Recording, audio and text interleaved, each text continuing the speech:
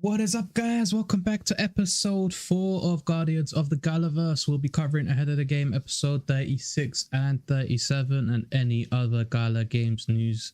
Well, I guess Gala Games, Gala Film and Gala Music news that you need to know. As always, I have Shadow and Khaos with me here today. The two people with the podcast as the host. Sweet. All right, cool. So you guys been doing anything interesting this week, or is it the same shit, different day? For me, I had a hectic week at work. So since the beginning of February, I've done like 75 hours driving time. Oh, that's long. I've been absolutely beat up this week with work, hence not doing the podcast last night. That's too much. Dipped my toe into LE with you boys this week. That was great. And yeah, just looking forward to getting the pod going. How about you, Khaos? Yeah. Busy at work, innit? Yeah. Playing Legends not Legends Reborn. You wish. That's actually Just about to say you wish.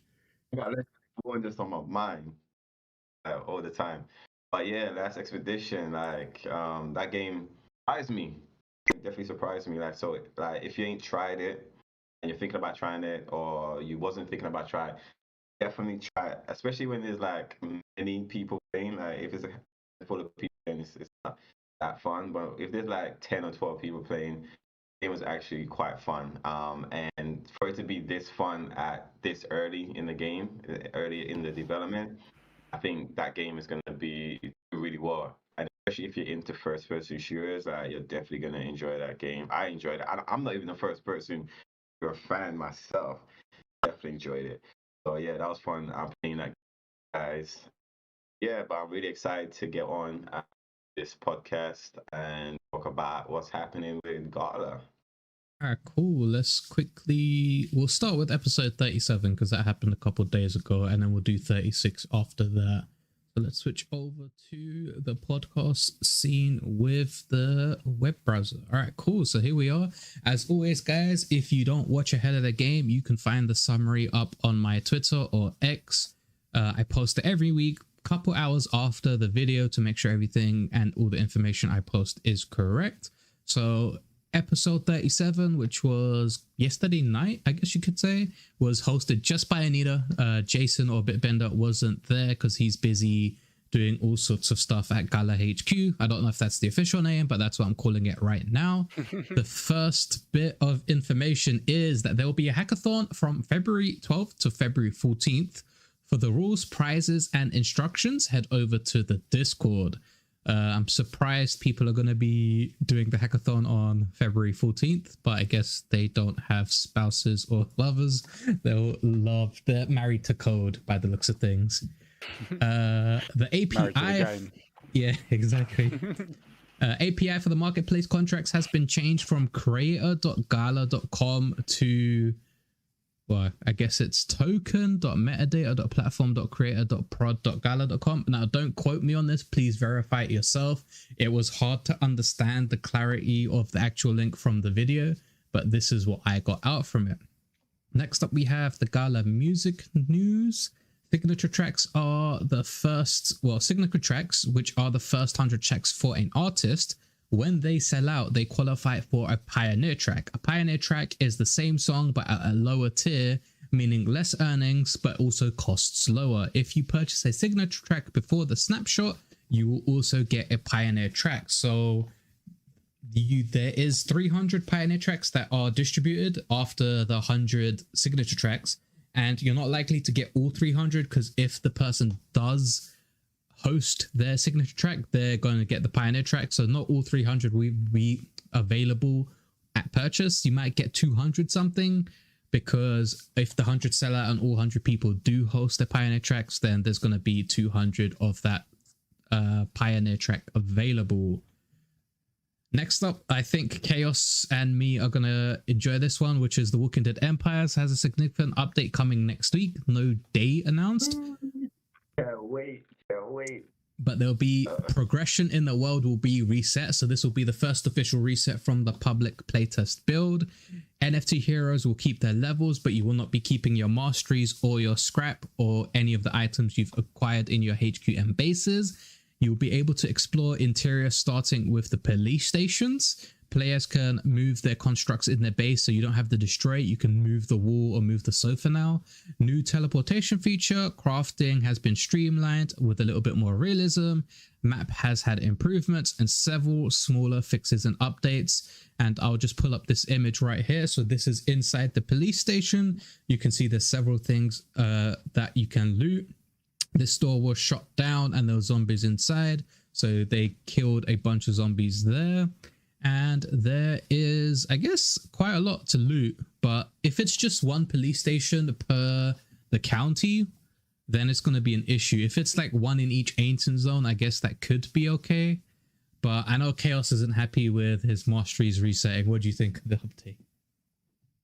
Yeah, no, I don't think no one would be happy with their masteries being reset. Like some people who got like up to 80% on their masteries, like myself, I got into like high 70s. It was making it easier for me to kill the walkers, the elite walkers. So now it's like start from scratch.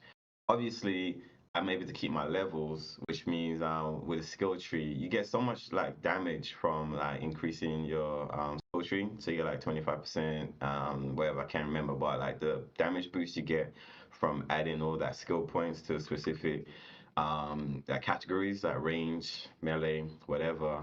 But yeah, I'm actually really excited to be able to go inside a building. I'm just hoping that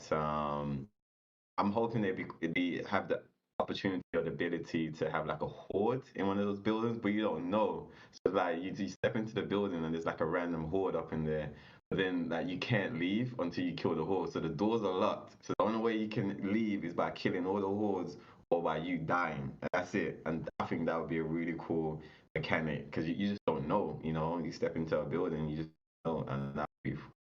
I think that would be was more saying when we was dungeons. offline that you're not high enough level to go in these buildings. For me personally, Yeah. He's rank third, bro. That's fake news, man. That's fake news, cuz. Go into any building I want. I go into people's bases if I wanted to as well. He's persistent enough. I'm looking forward to the new update. I guess the reset's good because it clears all the trash or like unused HQs that are around in the common and uncommon zone, because you literally cannot move without going next to somebody's base. So that's going to be good. I don't think a lot of people are going to come back since there's no dungeons or a lot. Well, we don't know what's in the update, but a significant update is just building interiors. I don't think that is a significant update. That's a feature that you've added unless there's like a whole bunch of other small things that add up to make it a significant update. But the main thing people are waiting for is extra hero utility and the dungeons. And I think that's when people will start coming back and playing the game properly. I think this will just be like, oh, log in, check what's new, and then people will wait for the next update unless they have an amazing feature that they haven't told us about included in this update. But I guess we'll have to wait and see what it is and what the patch notes are. They'll probably release the patch notes when the update goes live. Doug normally does it that way. Next up, we have the Common Ground World. The ETH NFTs have now been updated to Gala Chain NFTs. This means you can now use your credit cards on and your Gala Chain to buy the NFTs. You'll be getting the Gala Chain version of the NFT, so you no longer need to bridge that NFT. There was also a biome leak and a cash boost. The cash boost will be Jam and Lumber. The meta will be Valentine's Day cards. The NFTs on sale will be the Tunnel of Love, which gives you a boost of 50% to Valentine's Day's card, crafting, and 10% boost to two other things, but I couldn't remember what those were, costing $300 with a supply of 300. Going back to the Common Ground World NFTs, basically if you buy any of the older NFTs, they are now Gala Chain NFTs, so you don't have to bridge over and pay the ridiculous bridging fees sometimes, when bridging fees are like 20 to 40 bucks, which is insane. So now you can bypass all of that and it's already on Gala Chain, and since it's on Gala Chain you can use it and the stats and everything will be tracked. Not a lot of Common Ground World players here by the looks of things, so let's move on to Mirandus. Mirandus will have, so if you guys didn't know, Vox had a little bit of a thing going on, And after that, Mirandus did come out and say that the Vox will have utility in Mirandus. They will give you a 30% boost if you match that exemplar with the same Vox. And you'll get an additional 10% boost, or I think you can get a 10% boost if you pair it with a animal Vox. There is a new league for the biome. Say that again? I think you can only pair one. Yeah, I remember Mirandus Master saying it's not stackable, but the way Anita said it in ahead of the game made it sound like it was stackable. So I needed to confirm which one was proper. I'm guessing Mirandus Master's announcement, which was probably on Discord, is that they cannot stack. So if you have a matching Vox or you have an animal exemplar, you get a buff to your hit points for the next playtest, which I believe is end of Q1 or early Q2. I don't know when it is, but they probably get the day after the Austin Mirandus meetup, which is in the next couple of days, right? Since we're all in the UK, I don't think any of us will be flying there to attend the Austin Mirandus offline meetup. But I guess we'll wait and see what the news is. Are you guys buzzing for the next playtest? Yeah, depending on... Well, the main thing for the next playtest is they said you'll be able to earn Materium, right?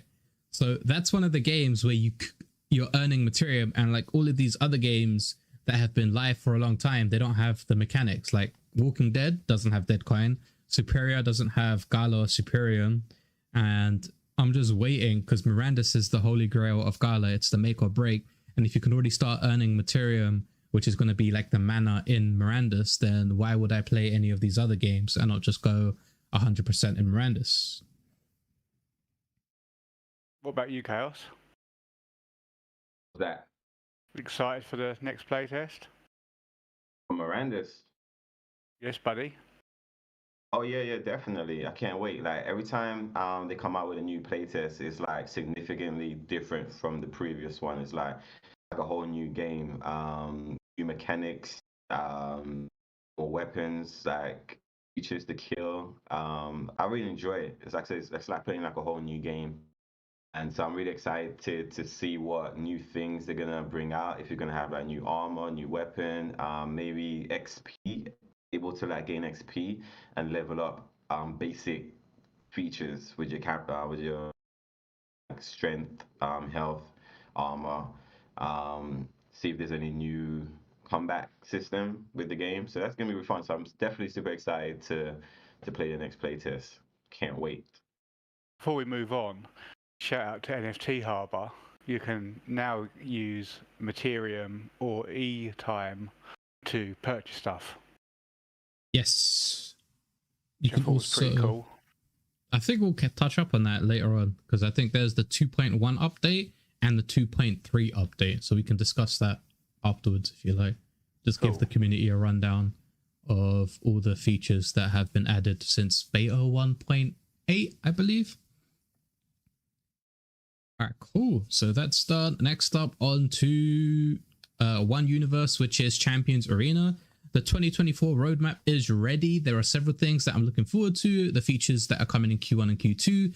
There's also the Valentine's Days event currently happening where you can get hearts and exchange them for goods. So let's quickly take a look at the Champions Arena map. In Q1, we will get the Elite Gacha, which we already have. We got the Valentine's event, which already started a couple of days ago. We are waiting for the Light Battle Pass, the Tower of Trial revamp. We got that where you can basically do 3 Tower of Trials a day and farm, I believe it's mileage, or what is the token called? The purple token. You can farm the purple token 3 times a day. We will also get the first Arena revamp, which is VP and rewards, and the Nexus improvement. So we're waiting for 3 things, which is the Arena revamp, the Nexus improvement, and the Light Battle Pass for Q1. For Q2, we have the Tower of Honor, the pet system, the Avatar skin buff system, Mayhem bounty hunt, the economy rebalancing. For Q3, we have 7-day quests for new users, the Hot Summer event, and Guild Wars. Q4, we have Halloween events, the second Arena revamp, which is points and tiers, the Champions bonding system, and Arena deathmatch. So what are you looking forward to, Shadow? Legends Reborn. No, I'm only joking. No, I'm just playing with you guys. I am most looking forward to the Arena revamp. I think I drive people crazy with asking for this VP cap. You know, there's people just farming the game, and you know, Boss Mini, leader of my guild Coca, he sold up the estate and his full team just because he's fed up of people just being allowed to play 24/7 via a bot. The roadmap's really good. I think it's really cool that they've planned it out this way. I was disappointed with the Tower of Trial. I still think they should have been able to do like a hard reset once a month.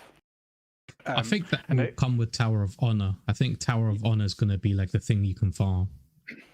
Yeah, but they, they also took out the 10 levels per day cap. So now you can just like run all 50 levels on day one, and then I'm literally waiting 30 days now to get any cool rewards. I don't think they want to flood the market with gear. So they're probably going to stick to that 1 month limit of, every month you can get a bunch of cool gear and you can get the power-ups.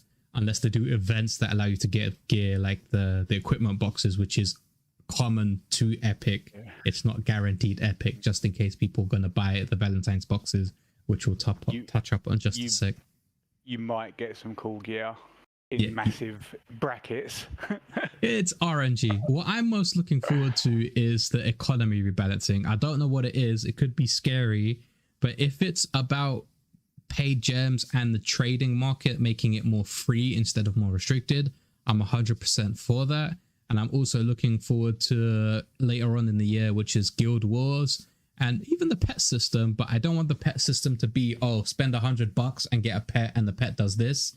I think you should play the game, like do stuff with your pet, which makes it grow and nurture. And then if somebody has an epic cool pet, they've actually put time and effort into the game instead of just dropping like a couple $100 into the game. But I guess we'll have to wait and see. I'm happy with the roadmap. There is quite a lot of stuff happening in the first couple of months, and I guess less during the end couple of months. But I'm happy to see that they've stacked the Q1, Q2 to make sure the game gets what it needs right off the bat, and then they added the additional features afterwards. I'm hoping they make the legendary souls cheaper in the economy rebalancing, because it's so expensive having a legendary champion. Yes, 100% agree. Next up we go to PokerGo Play. So the team will be playing tomorrow night, which was yesterday night, and the third AMA will be happening at 3 p.m. Pacific in the PokerGo stage, which was just before, I believe, the stream. Next up, Last Expedition. Us three have been playing it quite a bit. We played it on Wednesday's stream.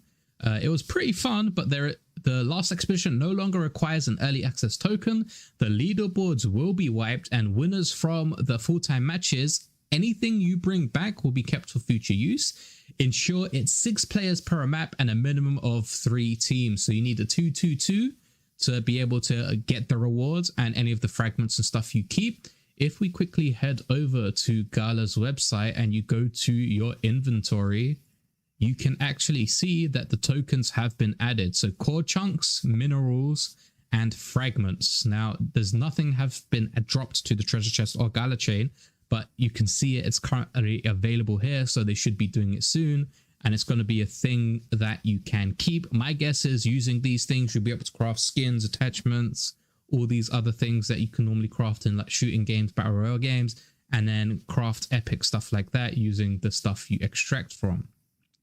What are you guys on Last Expedition? I know we played it quite a bit. Khaos isn't really a shooter person, he enjoys it. What about you, Shadow? Actually looking forward to just getting on with you guys some more. I was actually taken back by how much I enjoyed it. As you know, I'm quite an avid shooter, so I thought, a game this early in development, I actually wouldn't have enjoyed nowhere near as much as I did. Hopefully, we can get some of your viewers to jump in straight from the back of the podcast and fill up some lobbies and get some games rolling. But speaking of viewers, Blockchain Games Network just subscribed with Prime. Thank you very much over on Twitch. And we have Prospector over on YouTube saying, good morning, you're on the replay. What's up, guys? Welcome to the podcast. Welcome, guys. Thanks for the sub. Blockchain Games Network, bro. Thank you for the subscribe. I need to set up alerts. The alert didn't come through on the podcast because it's an OBS. I'll do that after stream. Yes, I need to set up the alerts. All right, cool. Let me just quickly make a note of that so I remember and do not forget. because alerts are a big thing. For podcast. All right, cool. Next up, we have Play EPX. The land deeds now are exchangeable. Land deed exchanges have now been deployed. There is a 20% discount for immortality tokens for the next 7 days. Basically, what this means, some land deeds weren't exchangeable, but now you'll be able to exchange them and then sell them if you want to. Now, for you guys, Legends Reborn, the team is working hard on the art and card crafting. The final work is being done, and the team is working on a rental system. The roadmap and plans for the playtest will be coming soon. Now, I'm not sure if it's a playtest or a full release, because I believe Anita said it was a playtest, and then Bitbender a couple weeks ago said it was release. I guess he might have misinterpreted release as like a persistent playtest, which all the Gala games are now aiming to do. But I guess you guys are excited with this news. I know Khaos is excited for the rental system, right? I'll take a trailer at this time. Yeah. When she mentioned, Anita mentioned like right at the end that they're working on the rental system. I was like, yeah, that's cool. It'd be cool to like get our hands on that like next playtest, so they can test it out to make sure there's no exploits, there's no bugs. Because I mean, I got a whole bunch of Legends Reborn NFTs, like, and obviously I can't use all of them when I'm playing the game, so it'd be cool for me to get them rented out to people. But because I wasn't expecting that, for them to be working on that so soon. Like most games, like the rental system comes like so far after when the game launches. So if they can get that in as soon as possible before the game launches, yeah, that'd be a nice touch for people who actually, bought the NFTs like years ago. I've been holding my NFTs for like nearly 18 months, and they've just been not yielding me anything during that time. So you haven't got the fun of using them, right? Yeah, they've just been sitting in your wallet. Imagine if they come out with earnings from the jump as well, because we've not had earnings the whole time we've played this game. We've had like a Mayhem where if you finish in the leaderboards you get some rewards, which we covered in previous weeks, but there wasn't actually like a daily earning like some of the other games. Like, would it have its own coin? Would it be Gala token? Would it even be there from the jump? It'd be really cool to see. Hopefully not long to wait. Early March for me, that's before the 10th of March. I really do wish they move away from the daily distro and like the leaderboard model for the games. Like for Legends Reborn, you should be able to play the games, get resources, craft the cards, and then trade the cards. And that would be an awesome way to play to earn, instead of, you can also do both, right? So if you rank high, you get a reward, and then you can also play, trade, craft, earn the cards in like the battle pass and like the daily, weekly quests if they have any, and then craft the cards and then sell that as well.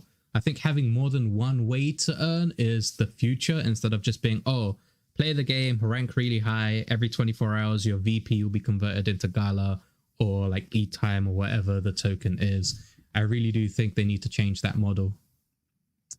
But I guess we'll have to wait and see till March for your earnings. Are you guys excited about the Battle Pass? Do you know much about it? I think I already asked you in the previous, one of the previous podcasts, but are you still waiting on info for that?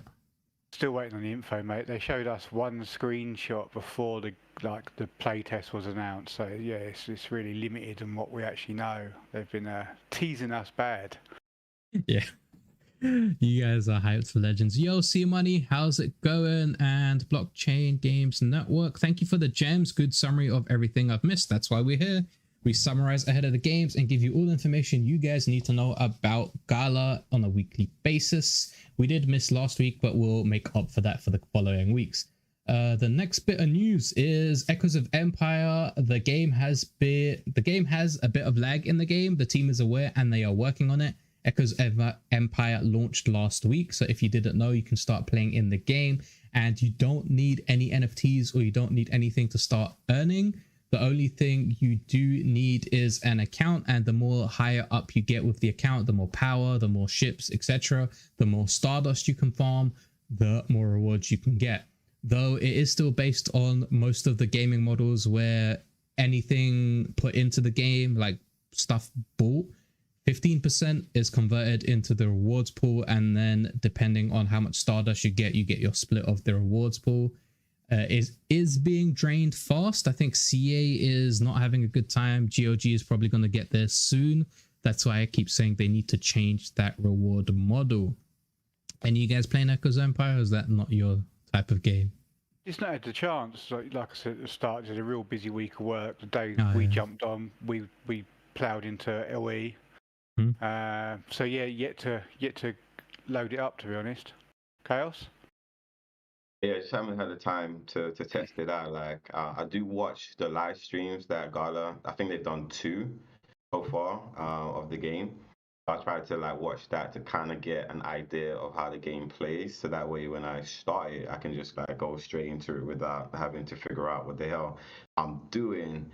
But I definitely want to check it out because obviously, I don't want to have the same experience that I thought I was going to have with Last Expedition. So like before playing Last Expedition, I was just like, oh, it's not my type of game. I'm not a first person shooter type of person. I'm not going to like it. So I just kind of roll it off. And then I actually got my hands on it, and Last Expedition was a fun game. So I'm like, before I write off EOE, I'm like, let me just like, even if I play it for an hour, at least I could say that I played it. And if I do enjoy it, then I can talk about it and tell people my experience. And if there's anybody that's like on the sideline when it comes to playing a game, I can be like, well, this was my experience. I enjoyed it. I didn't enjoy it. Like, check it out for yourself and whatnot. Yep, So I sounds like a definitely want plan. to, that go. All right, cool. So the next bit is Galagames will be playing poker, which we already said on yesterday's stream. And the winners of the community event that were giving out common Walking Dead heroes and Common Ground World NFTs will be distributed. The Common Ground World NFTs have already been distributed. And this was the summary for what, yesterday night, ahead of the game, episode 37. And let's move on to 36. Actually, before we move on to 36, let's discuss some of the other things that you should know that happened in this week, and then we can go back to last week's episode. So if you guys didn't know, there's going to be a $5 mystery box on sale for Go Gala Music. The grand prize is 1 million in Gala, like Gala tokens, I believe. Yeah, exactly. 100,000 music tokens, Gala music badges, Louis King track featuring Snoop Dogg, exclusive Louis King merch, and many, many more. So this is, I believe, what it looks like. And if you want the list of full prizes, you can go to Taco's post right here, and it gives you a lot more information. This is over on the Go Gala Music Discord. Are you guys going to be buying any of the music mystery boxes to test your luck, or RNG? I could buy all the boxes and I still probably wouldn't find that million Gala. Bro, don't remind me. My Champions Arena luck isn't rubbing off anywhere. Like anything. Do you know how many there is going to be sold? I don't think they mentioned supply. They just said it is going to be available. So let's just quickly go over it. A special mystery box for before the big game on February 11th of a chance to win exclusive merch, tracks, and more. The mystery box will fly off the shelves in Gala Games and Gala Film, and it's the right place to start doing it, I guess, in Gala Music. The community hit the mystery boxes about land on Go Gala Music just in time for the big game of the Famous in the Metaverse by Louis King. Dropping on the 1st, 1 p.m. PT on Sunday, February 11th. Mystery boxes are packed with all the goodies below. The boxes are $5 each, sold exclusively in the Gala Music All Access store. And then don't forget, the Gala Music tracks are earning enabled. This means, oh snap.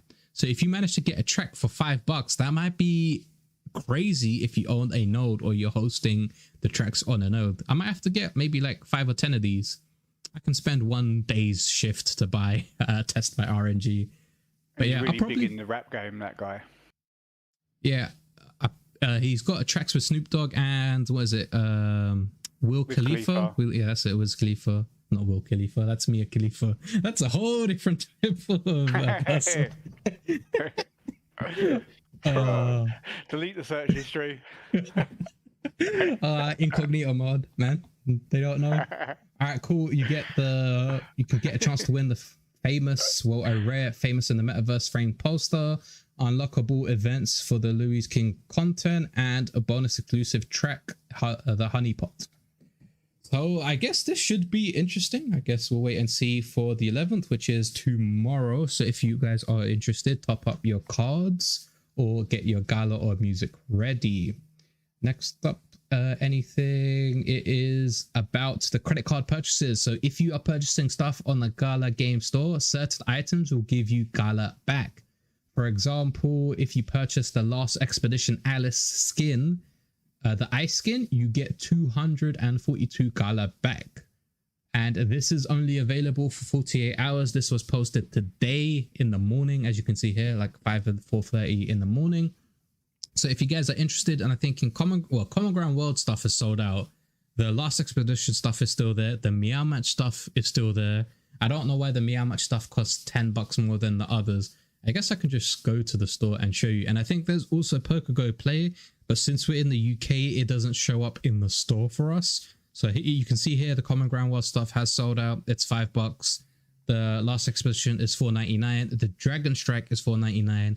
And the Meow Match is $10. But if you're interested, you can see Last Expedition gives you 242 gala back and the skin. The Dragon Strike gives you 242 and the Dragon Strike NFT. And the Meow Match gives you 485 gala and the Toiga, I guess it's a cat or an NFT usable in game. And the Common Ground World gave you 250 gala and the Ground Academy or the composting facility. Either one you had a chance of getting. So, yep, if you're interested in that, then make sure you purchase it before it sells out like the Common Ground World ones. Did you guys buy any of these I've all the Common NFTs Ground World ones. I see there was an issue with people redeeming the LE skin.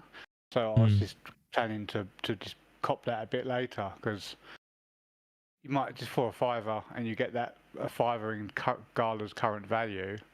Just hodl forever. Well, I bought it before the podcast and mine opened, so I guess it's working now. Like as soon as I got home while we were getting ready, I tested it because I remember seeing that in Discord at work on my lunch break that the bundle was not being exchanged.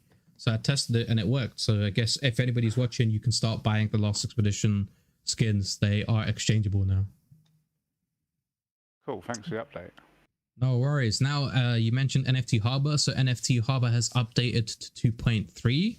You can, well, it was 2.1 and it updated to 2.3. So with the 2.3 update, you can create your own links to promote your listings on X or Discord, get into your own listing and click generate link. So if you have a specific sale, you could just post the NFT Harbor link to that. You don't have to screenshot it anymore. And this is an amazing feature, like a amazing quality of life. You can just link, like, I'm selling these. If you guys are interested, feel free to leave a bid. You can now create a minimum bid as the seller. Once the buyer comes along and wants to create a bid, they will not be able to save the bid which is below the floor price. So if you're selling like 3 NFTs which are equivalent to 50k in Gala, which you think is a reasonable price, and the minimum offer you'd want is like 30,000 Gala, you can set the minimum bid to 30,000.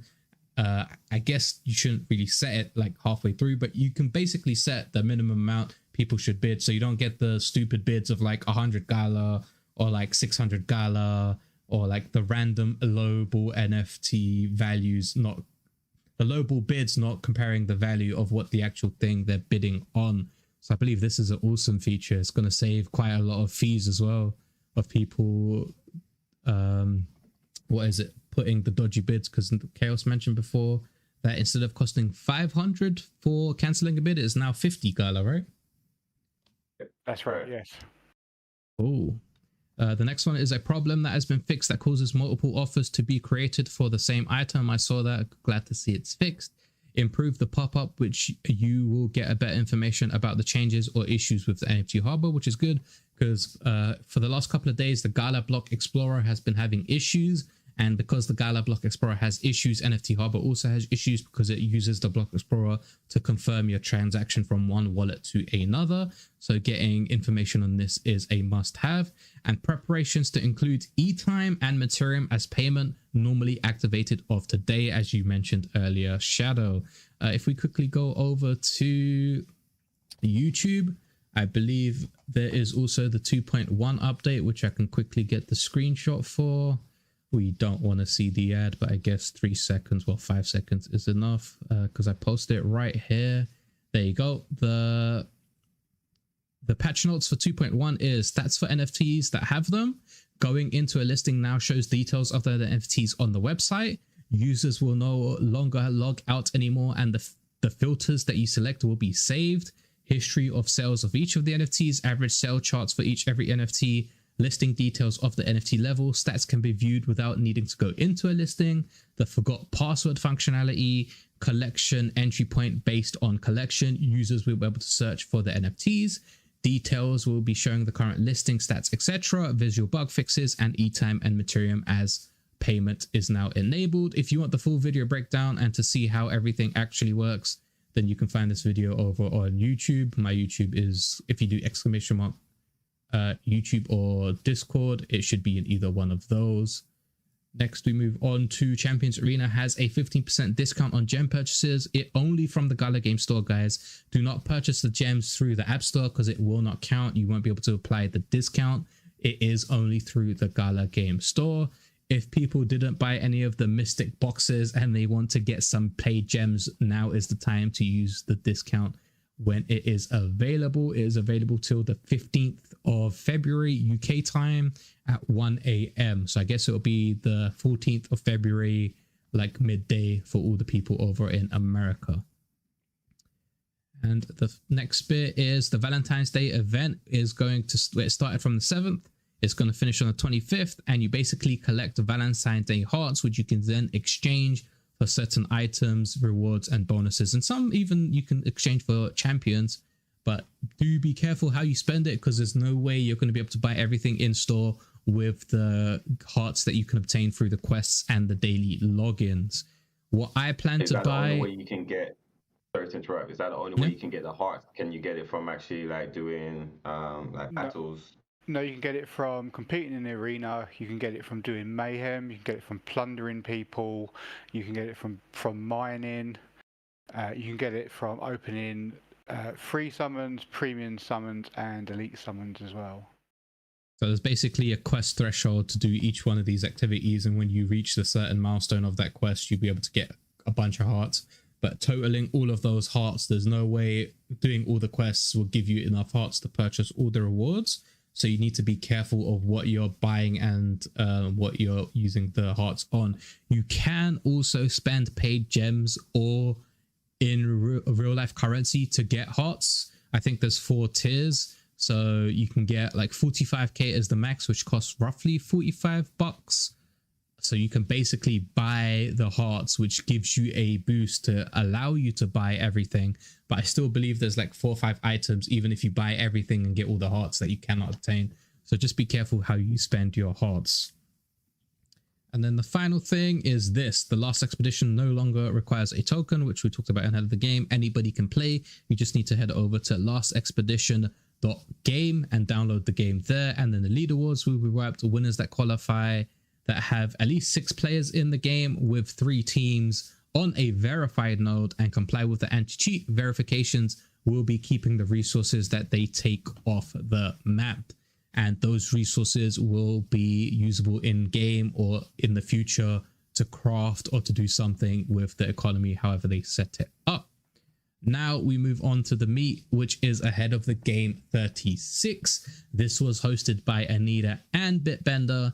And it has the previous news, which the hackathon is happening from the 12th to the 14th. To sign up, go to the original video or Discord.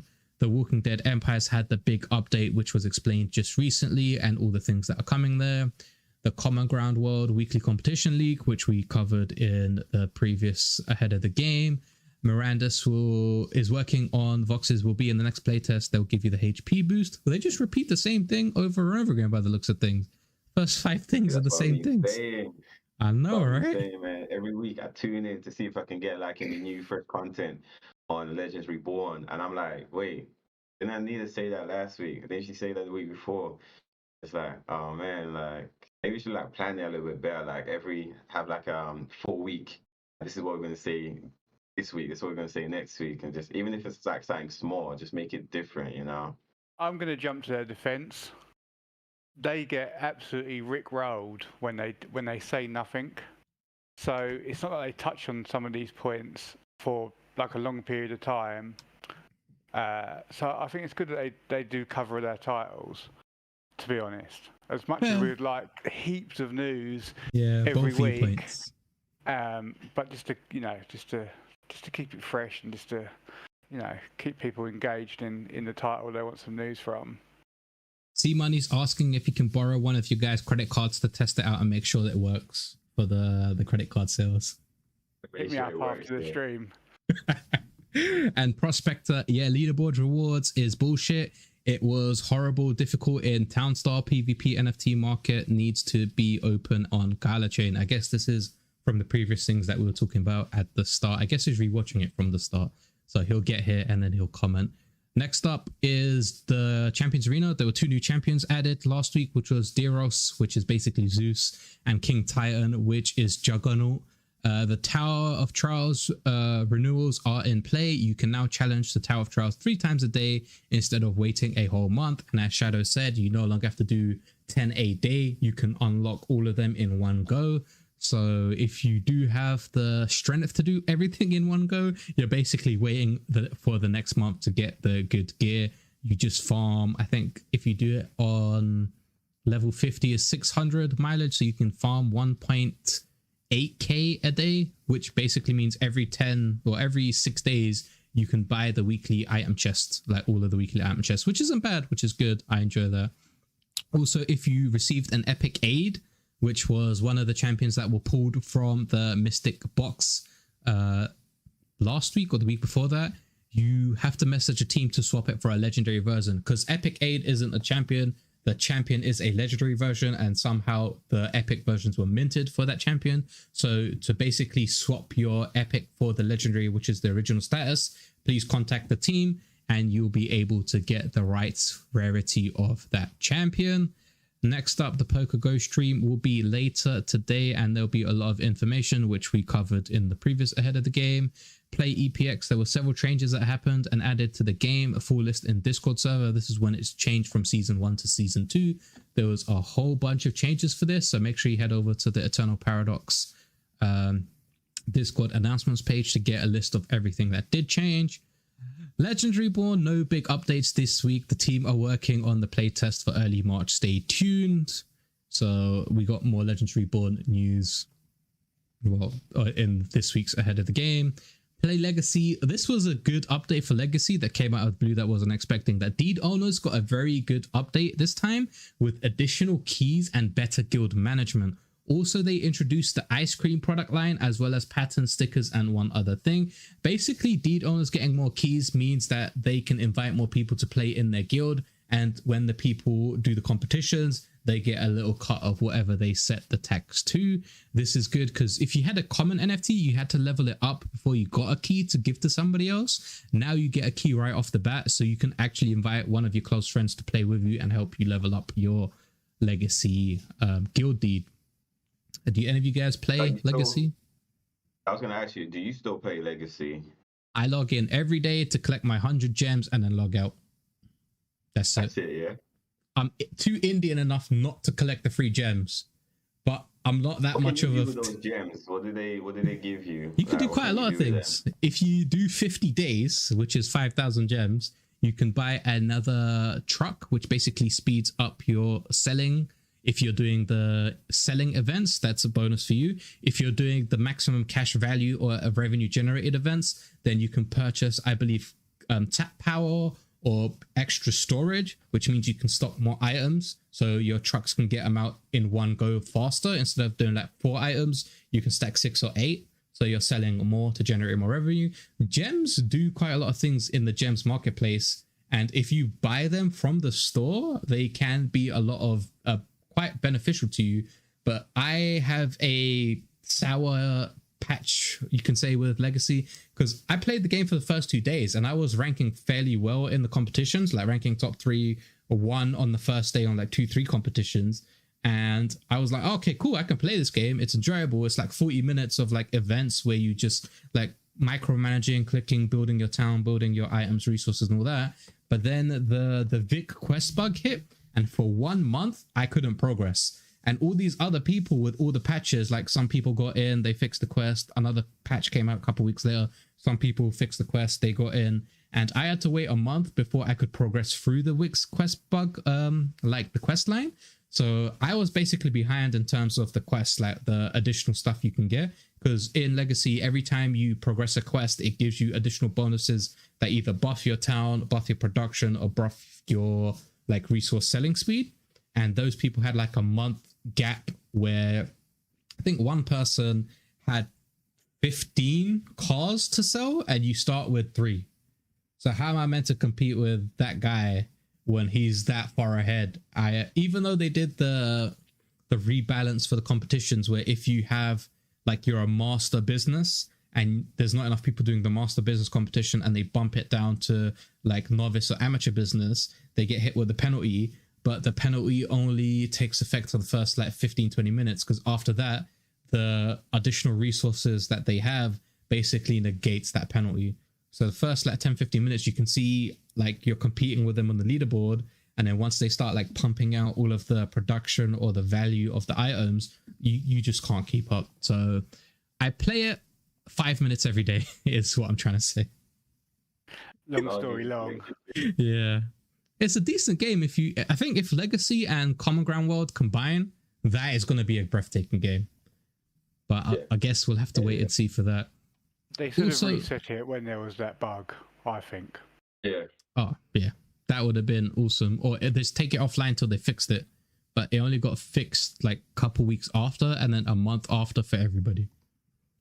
It is what it is. It's a testing process, a battle process that they're going through. The team did play Power World last week, I believe, with Jared Devil, who is the new...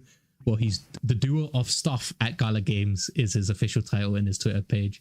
But I believe he's the new KOL for Galagames, so we'll get to wait and see what he does with content creators. And I'm interested to see how he changes Gala's live streaming and how he interacts with the creators. Then Echoes of Empire launched on Tuesday, which was last week Tuesday.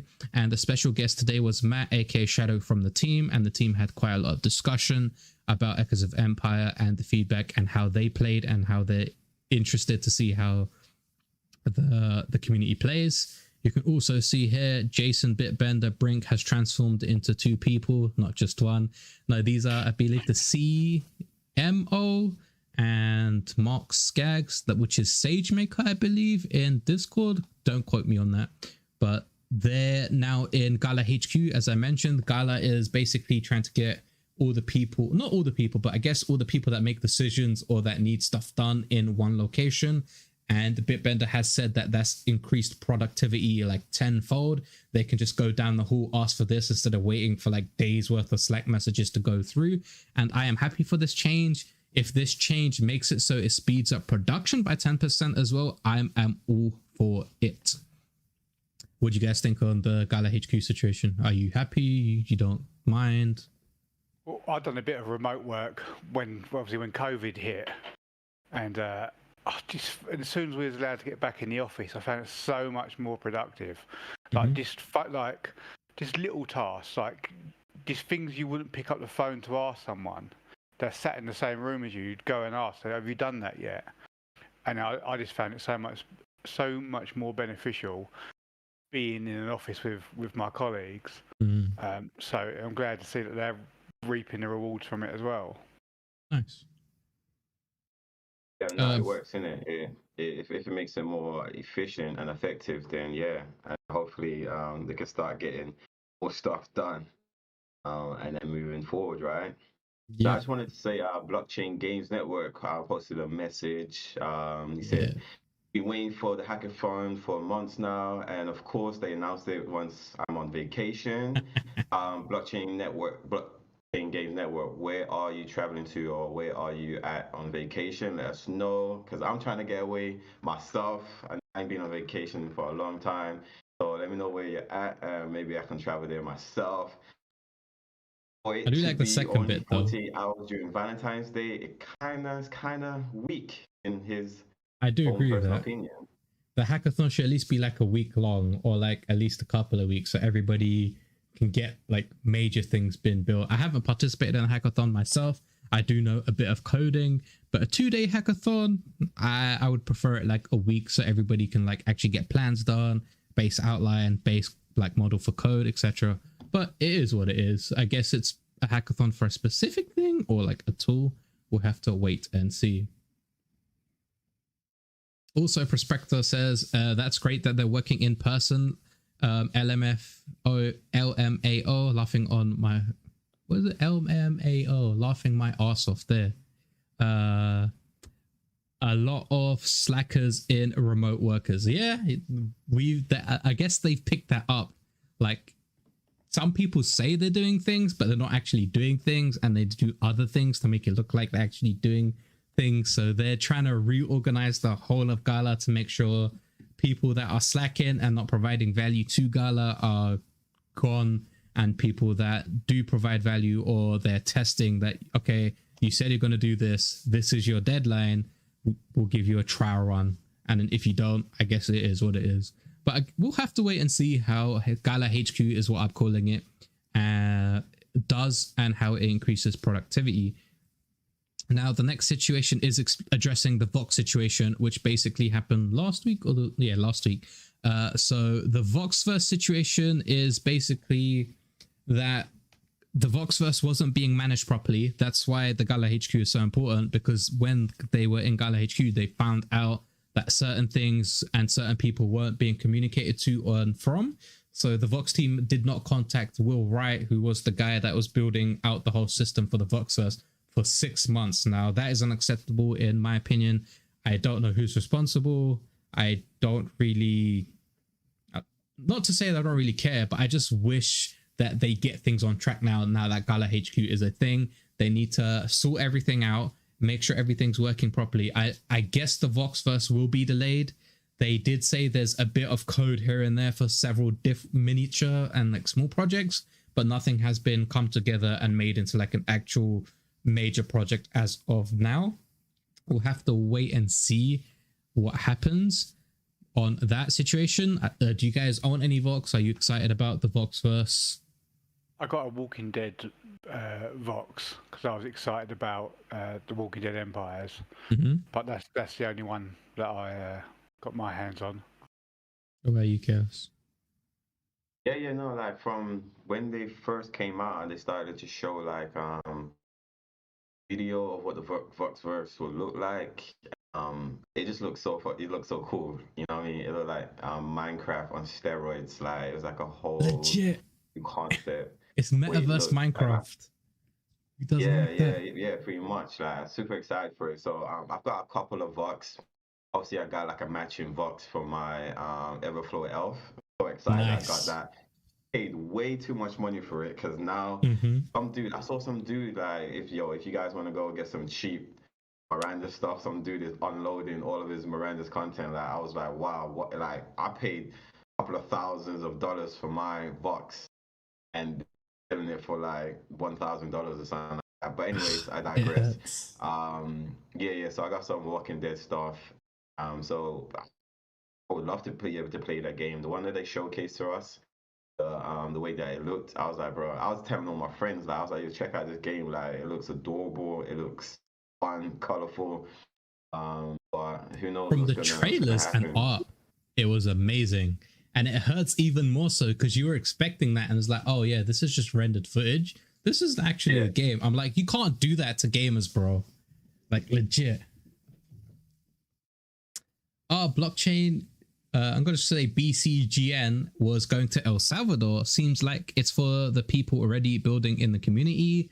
Outsiders to Gala Chain wouldn't even be able to form a team and read the docs in 40. Yeah, that's what I'm saying. It needs to be more than 48 hours. Because if you're a solo developer or you're somebody that wants to make a team and then do a project, you're going to need more than 48 hours. You're going to have to read the documents, going to read what the terms are for the hackathon, build a team, find people that are missing, like front-end developer or back-end developer, this, that.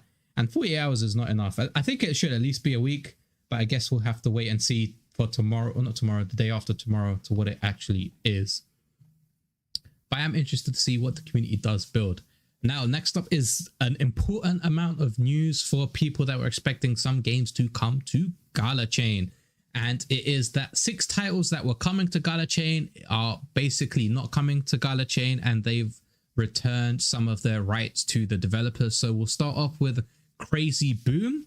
It is halted by the developer. A portion of the funds allocated to the developer were refunded to Gala. There were no sales for this game, so there will be no refunds. It is now removed from the list of stuff in the future. Dawn of Fire remains in development but will not be funded by Gala, with all rights of the IP returning to the original developer, and it will be a Web 2 game. There were no sales, so there is nothing to refund. Freestyle Football also... Was that like let's kind of like speak about each game, like in terms of like if we like liked it, interested in it, what we thought about it. Dawn of Fire, was that the one that looked like Elden Ring? It was like a third person.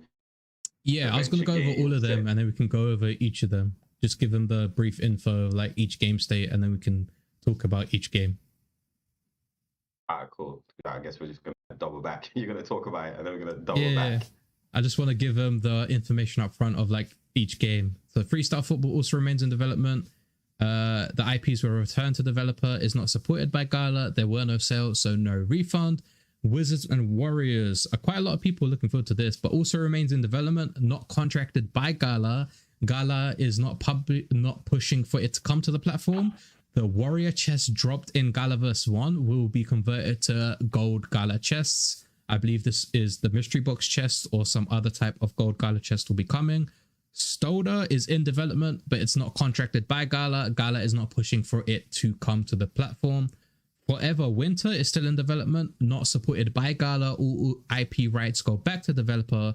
Forever Winter's bunkers will be refunded back to the original purchaser at full purchase price, which is insane that they did it at full purchase price. If they were purchased on the secondary market, it will go by a case-by-case basis. So if you bought it in an original wallet, then transferred to the cold wallet, or transferred it to secondary market and sold it, and somebody else has bought it, those will be on case-by-case basis. If you've bought it and it's still in your original wallet, then you'll be getting a full refund to that wallet. And basically, Gala has said that all these games are welcome to come build on Gala Chain, and they are open to helping them build on Gala Chain.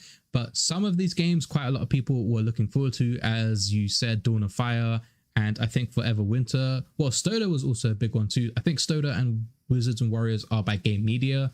Game Media is having a little issue with Gala at the moment, so that's going back and forth. But which ones were you guys interested in, and which ones did you get any NFTs for, or were you looking forward to the most? Over to you, Khaos. You can hit this one first. Dawn of Fire, like if that's that third person action RPG set in a medieval world, that looked quite intriguing. There was a trailer. I don't know if I can find it though.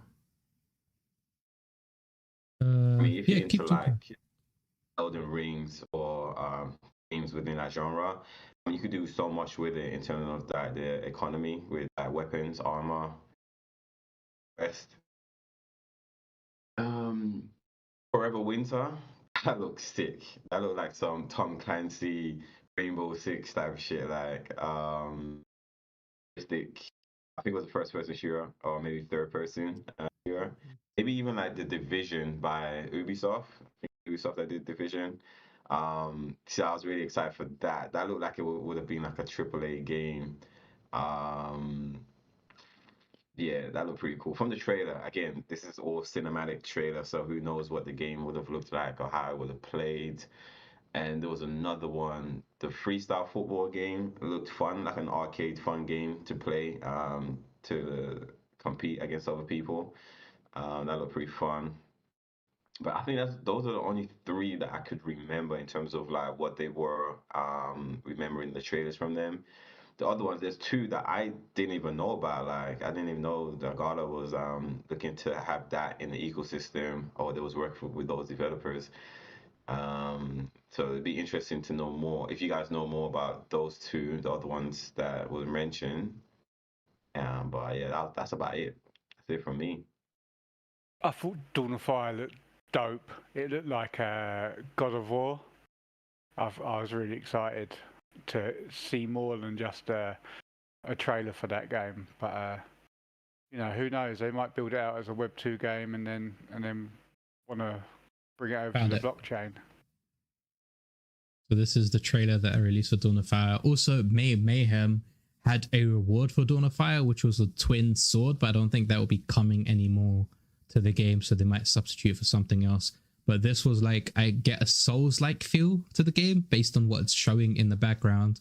The enemies are like the Lord of the Rings game, where you have to like fight all the orcs and then take control of the orcs and place your own captains and stuff.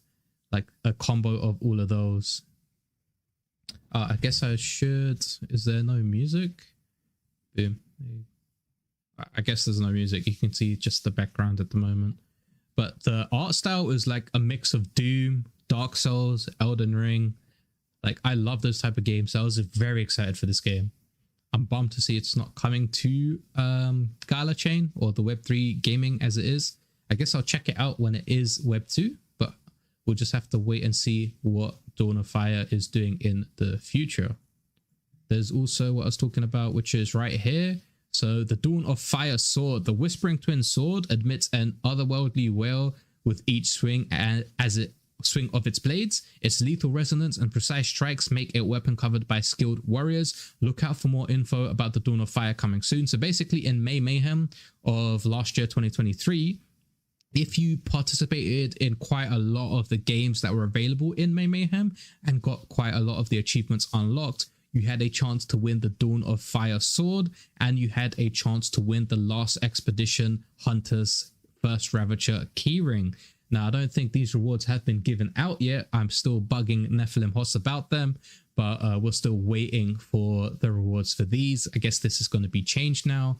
I'm looking forward to this because we've been jumping into Last Expedition, and having these sort of attachments and customizable options and like cosmetics is always the way to go, because gamers don't like to look the same. They like to look different and unique. And if we go back to the list, so Crazy Boom. So if we go to Trello, if you guys didn't know, Tofu in Gala Games Discord has this Trello page, and it basically tracks every game that has been mentioned or given information about from Gala or mentioned somewhere in the Gala Discord or in like the events. So you can head over to this website right here. I will post it in the comment section for both YouTube and Twitch, so you guys get the link and you don't go to one of the dodgy links. But we have, it was called Crazy Booms. So let's quickly find, there is Crazy Booms. It was announced starting a new month ahead of the game. No, I don't think that was it. Screenshot. I guess it looked like this, but it's a low resolution game. Developer unknown, coin unannounced, announced June 22. Website nothing. All right, I guess we just had a trailer though. Galaverse. I remember seeing a trailer for that. Okay, no. This was the update about Shooty Booms. That's why it's here. But I don't think I'll be able to find the trailer because it's not here. It did look interesting, but I guess nothing is going to come of it now. Then Freestyle Football. I'm not really much of a football player, but I guess there's quite a lot of football fans here, which is, I guess, this one. I haven't played Freestyle Football 1, so I have no idea what this game is about in Freestyle Football 2. Any of you guys got info? No, it did look like a fun football game, or what the Americans call it, soccer. If it was like FIFA Street, I would definitely play it if it was like FIFA Street. FIFA Street on PSP was the shit. I think that's the vibe they was going for. I think they was going for a you know, little outside arenas doing skills and blasting the ball with mega power and stuff like that. But it is what it is. It's just it's an arcade game. Like, you don't take it seriously. Obviously you'll have your characters. Each are gonna have their abilities. You're gonna have like the strong tanker who's like slow. It's not quite agile, but's got power. Good at defense. And I don't know if you ever played that Mario football game. I forget what it's called, but that was hella fun. Running around with Mario and Bowser. This piece of that. I think it's on a Nintendo Switch. But it's a really fun game that you can play with friends. And if there's got like an earning side to it, it's like you're playing the game, having fun, and you're not realizing that you're earning whatever skins or tokens or whatnot. So it's not like a serious game. A game you can literally just pick up. You don't have to be like the most skillful person on it because it's an arcade game, really. But that's if you play like FIFA Street or NFL Street, NBA Street, 2K. Those games were back in the good day, and I guess that's where they kind of like got the concept and the idea. And it's a shame that they couldn't put it on a Web3 because like there's no other game in the ecosystem that does that. And if they make it Web2, is it gonna be successful? Because like it's been done before, and people don't play those games anymore.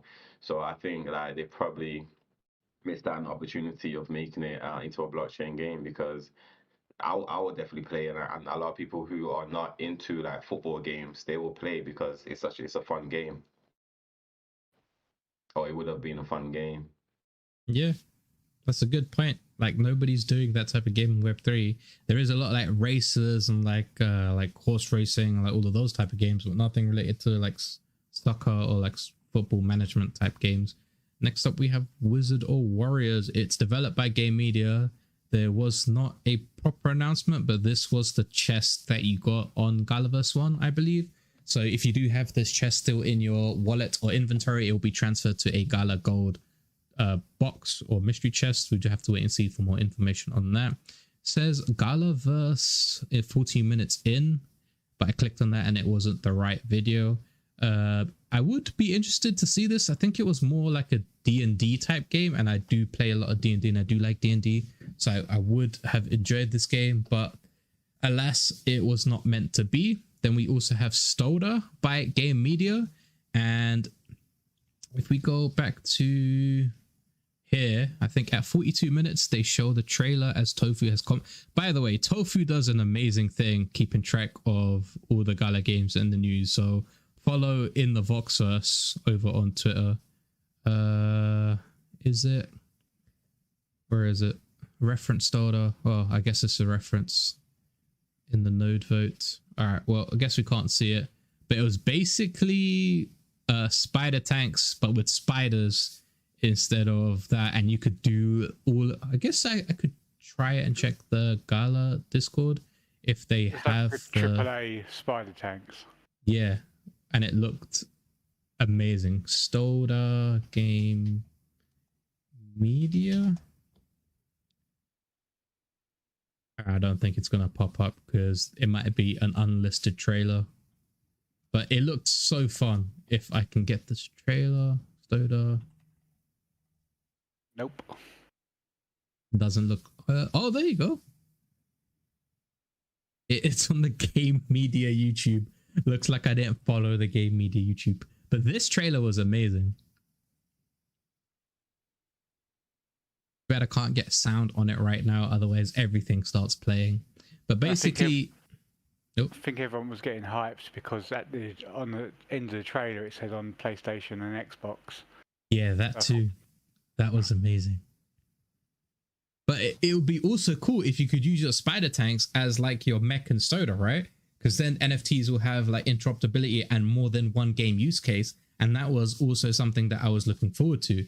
If I could level up my spider tanks in spider tanks, if I level up my tanks in spider tanks and then transfer or use some of the tanks in Stoda, it'd be amazing. Like change the weapon instead of a blaster to my chicken, and that would shoot explosive eggs in Stoda. That would be awesome. And the terrain, you could move like 3D 360 on the terrain, and it made the game look amazing. Like zip lining back and forth, combination of like Spider-Man, of like all the web slinging, and then like guns and tanks and like Gundam and everything, like all in one goodness. It looked amazing. I guess it was like a battle royale type thing. It could also be like a PvE scenario where you could go out in the desert, fight monsters, gather resources like expedition. It has so much potential. Like, yeah, there you go. I believe those would be like NPCs or the environment. And like you could customize your tanks, your spiders or Stodas, if that's what they're going to be called. Do you want more armor? Do you want more speed? Do you want more damage but less movement? More defensive skills? It's an interesting game. I would like it if Game Media... Oh, there you go. As you were saying, PS5, Xbox, and Steam. That's what got people hyped quite a bit. But I'd be interested to see if game media and Gala can sort out the differences and get back on the right track. But what do you guys think? I played the hell out of Titanfall, which is like big mech robot shooting meets first person shooter, and that was giving off a bit of Titanfall vibes in parts. Yeah, where you're slinging across with the Titans and then using the zip lines and stuff, right? Yeah, man. Yeah, that's good. All right, cool. And then we have Forever Winter, which is the last. Oh no, where's the Trello? There you go. And then we go back down to here, which is Forever Winter. It was announced at Galaverse. I guess to see if I can get the Galaverse video. Video unavailable. Video is now private.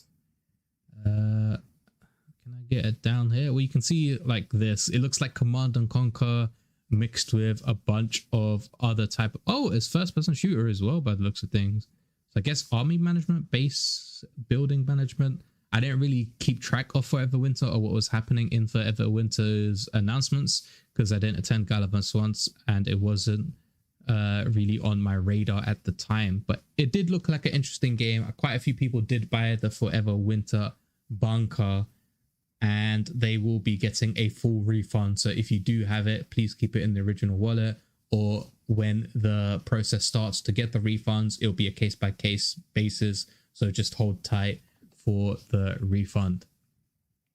But it's good to see that Gala, if the game doesn't work out, they will give you a full refund if you're the original owner. It's going to be hard to see how that works for like the mystery boxes and stuff. For example, you got Nomad Prime Epic in Superior, but if Superior news goes south, how are they going to refund the Superior NFTs if that game is no longer playable or coming to Gala? But it'd be good to see. It's nice to see that they do stick to the word about giving full refunds. For example, if Legends Reborn didn't have the team back in and building on it, I guess Legends Reborn NFTs or packs would have been fully refunded as well. But they said that at the time that they was going to do refunds. Yep. So I'm glad they stick to what they say. And I see in the Discord the other day that someone was giving some positive news about Superior. Have you guys got anything on that? I know you guys are big Superior fans. Bro, if I had positive news on Superior, I'd be over the moon right now. That is my go-to game. I think it's top 5 Web3 games. The opener. He would have opened with that. Like, exactly, like, as soon as the stream started, he would have been like, yo. Before we get into anything, guys, Superior has this awesome piece of news. So the next hour, we're talking about Superior. Like, legit, next ahead of the game, if they can give me an update, I'll be happy. As long as I just want to be able to use the NFTs that I got from the mystery box in game, because right now I've capped my Ronin at 50. I don't want to level an uncommon Nomad if I have an epic Nomad that I'll soon use. So just make it so I can use that so I can play Superior non-stop. I'll stream Superior non-stop because some of these other games, they're not updating fast enough. And the Drifter team was amazing at updating every week or every other week, adding content to the game. Like small bug fixes, visual changes, extra features, this and that. It was a good process of also interacting with the community, right? Because me, Khaos, Bran, Web3, Danath, everybody would talk in the Discord and they would respond and take your ideas and stuff into consideration. And that was a good back and forth. I did enjoy that. All right, cool. So those were the 6 games that are no longer coming to the Gala game or Gala chain platform. And then we have the final piece of information, which is the Gala chain blueprint. I don't know if you guys have gone over this document. I've briefly skimmed through it, but Bitbender ran through the whole blueprint document, going through, like skimming basically through each point that he thought was valuable. I do suggest you watch the whole video. It starts at 37 minutes in on Head of the Game episode 36 if you're interested about the blueprint. But here is some of the information that you do need to know about it. So Gala is doing things differently than the most ICO models that you have seen that most tokens launch with since 2015. Most of them are ICO models that have aggressive lockup periods and aggressive distribution. Gala's done it a different way. They've done it with their nodes, and Gala has never done an ICO. So they're not going to be targeted by certain groups for specific things related to that model. Two things that I do want the community to know about is related to the founders nodes that you will have to pay attention to. Is the first, that the total supply of founders nodes is capped at 50k, and to increase or decrease would be subject to a governance moat. Now, you should never increase the supply of founders nodes. I get Bitbender, I believe, said on the episode, like, oh, well, if people turn them into NFTs and then they burn the NFTs, we want 50k founders nodes. It's like, no, those people burn the NFTs. If they lose the NFTs, that's on them. You need to be really careful what you do with that stuff, but you should never be creating more founders nodes, even if people have lost it and you're making another one to keep that 50k cap.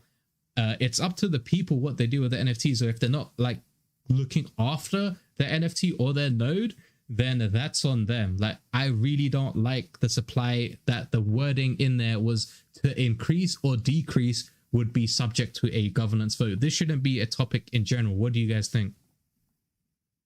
I don't think it needs to change. They should just stick to the original model of there being 50k finite.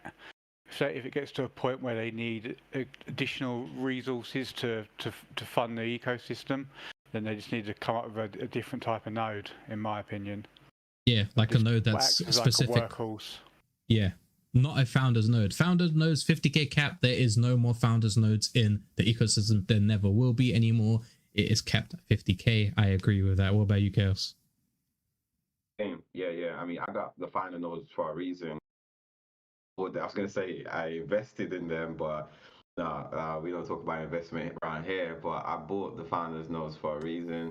When I saw it was capped at 50k, I was like, these nodes are going to be very valuable. You know, there's other projects that do node system or do things like that, and there's like hundreds of thousands of their nodes or whatever. And so when I saw 50k, I was like, yo, I need to get.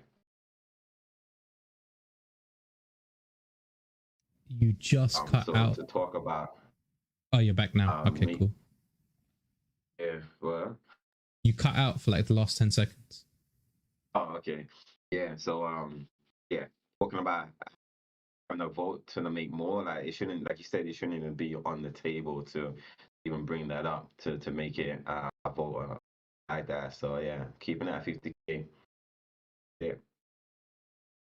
C-Money says Mario Strikers was the shit, Khaos, and Stoda is stick together or die alone. Yeah, okay, cool. Yeah. Mario Striker, that game is so fun. If you've never played it, it's like Super Smash Brothers, bro. Like, it's so cool. It's so fun. You do some crazy stuff on there, like especially when you do like the power-ups. But yeah, definitely fun. Especially, and it's like for all generations. Like, you can play with like middle-aged people, young people, and kids. So definitely a good game. I have to try it. It sounds interesting. Like, Smash Bros is amazing by itself, but if it's similar, I'll have to give it a go. The second thing that wreck you boys at Mario Kart. Well, Mario Kart. You can't even. I was gonna say pull up the game. Let's go now, but that's on the Wii, bro. I can't put it up on the PC right now. We'll have to do an in-live event of like 3 controllers and then the Wii and like Shadowknyte, like animations and stuff. I'll drive to yours after this with my Switch, and I'll wreck you at Mario Kart. It's gonna be a fight, you know. Like it might turn physical, you know. That game is smiling to referee. I'll referee. I'll be partial. I mean impartial. The second thing that you need to know that was in the blueprint was that if there are fewer than 20k nodes online, there will be no distribution, even for Gala. Why was this implemented without a node vote, or why was this in the blueprint without a node vote? I have no idea. I also think 20k is too high of a threshold, because there's like 24k online right now. So if 4,000 nodes just go poof, for example, when the nodes go into NFTs and people buy and sell, 4,000 are no longer online, that means that the threshold from 20k will be like 19,000 something. And as soon as it's below that threshold, no distribution will occur. Even though we don't get distribution and Gala doesn't get distribution, if Gala didn't say they don't get a distribution and their distribution came through, even though the founders node didn't get a distribution, there would be a riot. So I'm glad that they did say that. But I think stuff like this needs to be voted on, not like the increased cap. That shouldn't have been a vote, but this should have been a vote. or just reduce this like cap of 20,000 to something that is more manageable. Because if you get rid of what 15-20% of the current nodes online, this falls apart. And everybody, I get people are running the founders nodes to support the ecosystem, but another reason that people are running their founders nodes is because it gives them daily gala. And that is the incentive that you have given for the nodes. So you can't just suddenly say, oh, if this many nodes aren't online, we're no longer going to incentivize you to run the workload. You could provide the workload and you could do it for 24 hours if you've got it set up that way. And then the next day you'd be like, oh, I didn't get a distribution because other people didn't put their workload in. The whole point of running your node when other people was not running their node is you got more gala for supporting the ecosystem when other people no longer wanted to support the ecosystem. And that model is amazing, and I don't get why this is a thing. What do you guys think about this? Smiling for Prime Minister. That was eloquently put. I back every word you say, and you got my vote, brother. Smiling for Gala community manager or something, I don't know. We'll get the 2024 campaign. But yeah. Yeah. Same here, man. Like to be honest with you, my nodes are on a what are them VPN servers? VPS, virtual private system. Yeah. So my nodes are on there, like, so that shit costs me money every month. Like, so if I'm not getting distribution, I'm paying out my own pocket. Yeah, I want to support the ecosystem and network, but at the end of the day, like, it shouldn't really cost me to run the node. So getting the distribution actually like kind of pays for that, for it to stay on. So it kind of works hand in hand, that if for whatever reason, like, a bunch of nodes are offline for a period of time, so like it's gonna make me go, bro, I can't really keep running this at the end of the day, you know what I mean? So I think they should incentivize people to run their node when other people aren't running their node to get more rewards. And also Prospector says, remember when Galagames was limiting the reward nodes and changing the terms of the founders nodes, and Bitbender talked about adding games that weren't voted on by the community? When was this? I know there was a couple of issues, early 2022? Or was it 2023? But I don't think all games that are coming to the ecosystem are voted on by the nodes. That was mainly, what was that game called? That shooting game that was meant to come that had the no vote? Striker or Faster or something along those lines. Yeah. It was interesting that's no longer coming to the community, but we did have a node vote on that. The changes to the terms of founders nodes and limiting the rewards. Oh, I think you're talking about when it switched from the trench system, the old system to the trench system, and then the changing of the nodes is the percentages changes or the bonus pool thing that they voted on recently. Is that what you're talking about, Prospector? I'll get back to you when you respond to this bit of the live stream. But I guess I can pull up the Gala blueprint if you guys want to quickly go through it. We can spend like 15-20 minutes, maybe even half an hour on it. Just click here. I started adding the video link so it's easier for me, and then hackathon sign up, Discord. I think it's news. I'll just go news. So Gala's got a new website. It's called news.gala.com, and it posts quite a lot of the events and stuff that are happening in the Gala Games ecosystem right here. So I guess if we go to Gala chain and then go to I don't think it's this one. It was introducing burning blueprint drop. There we go. This is what we need. And then we go to download, and then I download it, and we have it up and running. So I guess I have to change the Windows capture to well, I guess I'll have to change it to display capture. So let me just quickly add a display capture. Boom. Add source. Done. There we go. And then move that down here. And then move that across like this. There we go. We have the Gala chain blueprint. Version 1. So there's a lot of things that will change. This is basically the first draft. This isn't the final draft. So the stuff in there may change. Do not take it as the final say, the final word. But if we go down, the first bit was an introduction letter to the Gala community, or Galaxians. So I guess they are officially going for Galaxians, which is good because we are guardian of the Galaverse. So I guess we could add like we are Galaxians into this if we wanted to. But this is the Gala blueprint. We've reflected on gaming and entertainment. They say the layer 1 blockchain, Gala chain, all of that. They go over that. Then they give you a bunch of information. Who we are, why it's complicated, why and where we started, the entertainment roots, and where they're going from Web 2 and a Web 3 synthesis.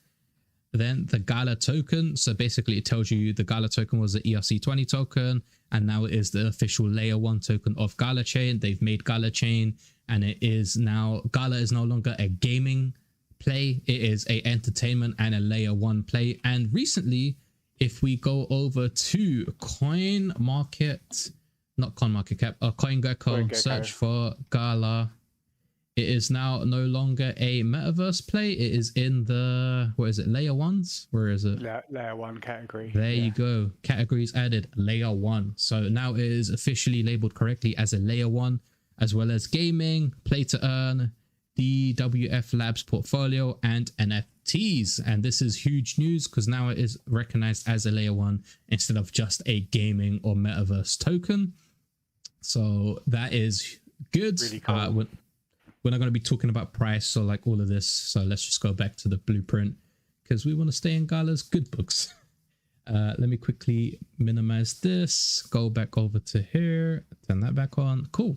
So this is the information on the token. If you want to read up on it, you can find the Gala blueprint at news.gala.com. You have the tokenomics model, you have the total supply, the distribution, all of that stuff. You have the Gala founders nodes in 2020.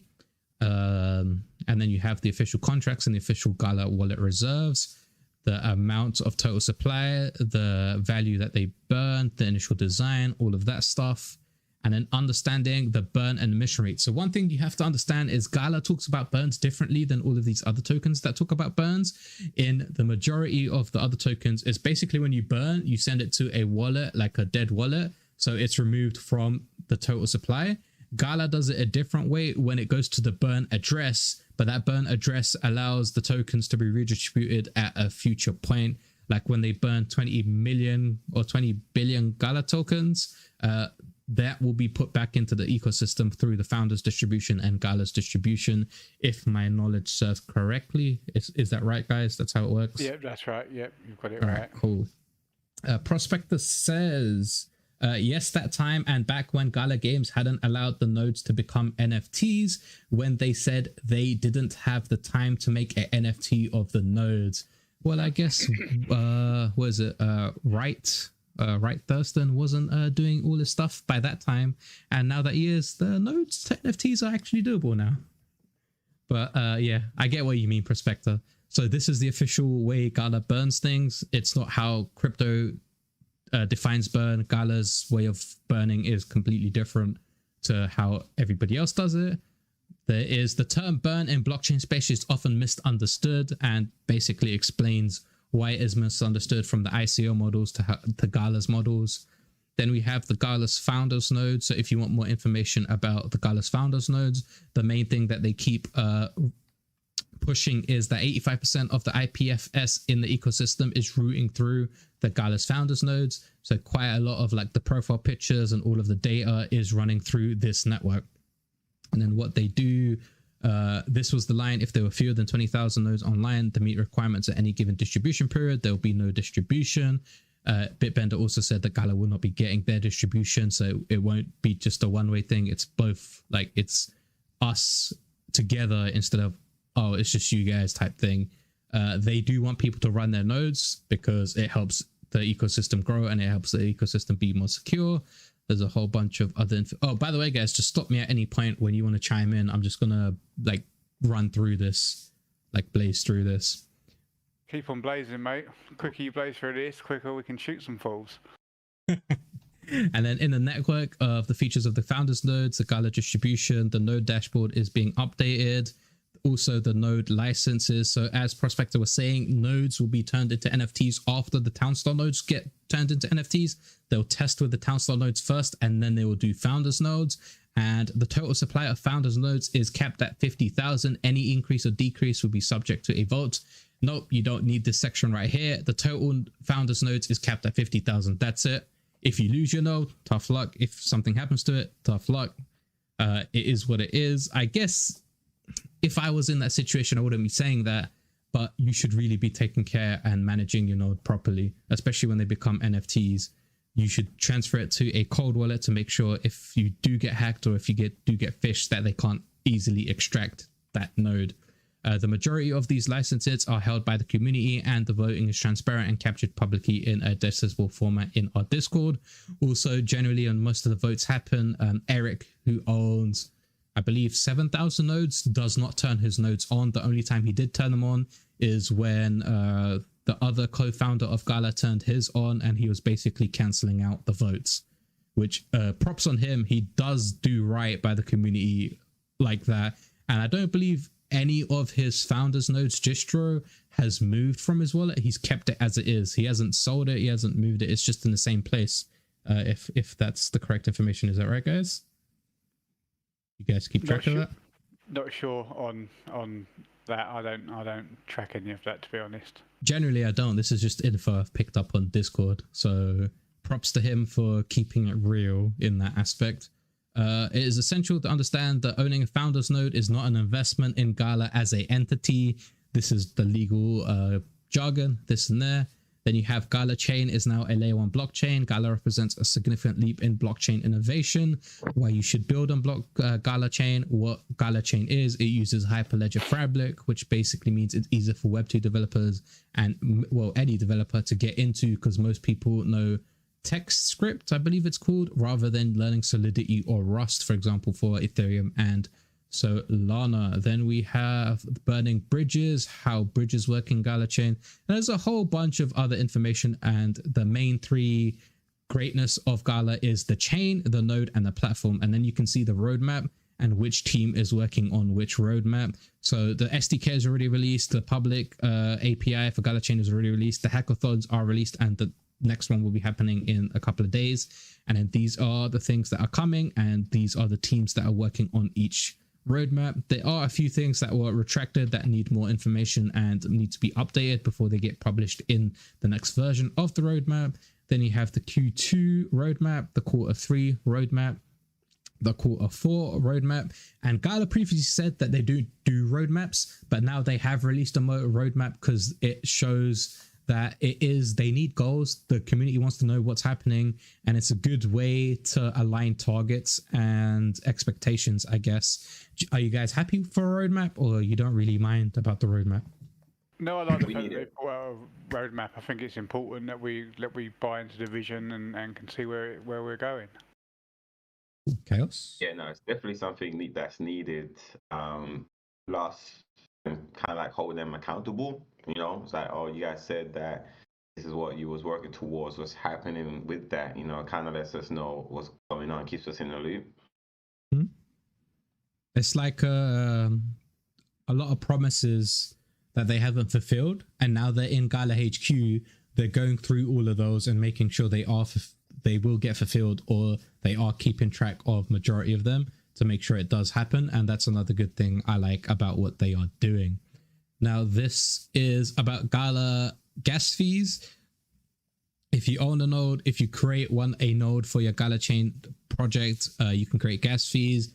It can happen at what point you choose. There's a whole bunch of information here about bridging fees, Gala chain fees, transitions, and all of that. The fee components, spamming fee, cross-channel fee, all sorts of things here that if you're building on Gala chain as a layer 1, which if you are building on Gala chain as a layer 1, look into it, because apparently it has a lot of useful things already built into it and useful for all developers.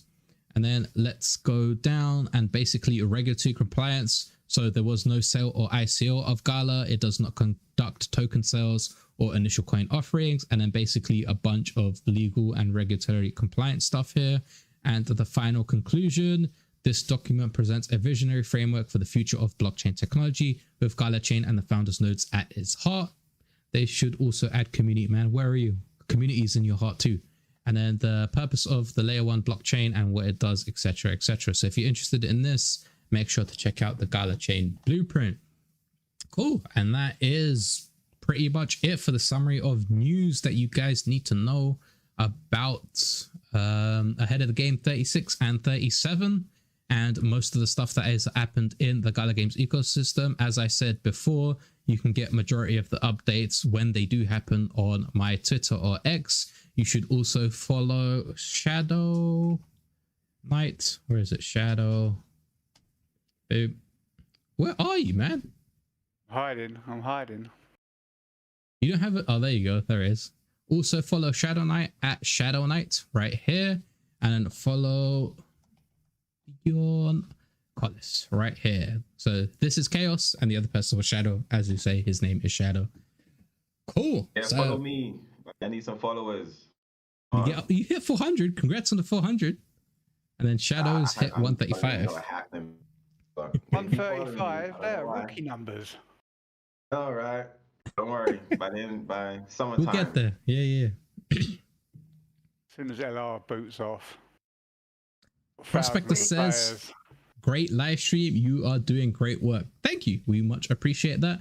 I guess you guys want to jump into a couple games of Last Expedition before we go off on the podcast? Yeah, man. Yeah, that's fine. Yeah, I'm definitely down for a few games. All right, cool. Thanks Let's everyone load for that stopping by. I really appreciate the support.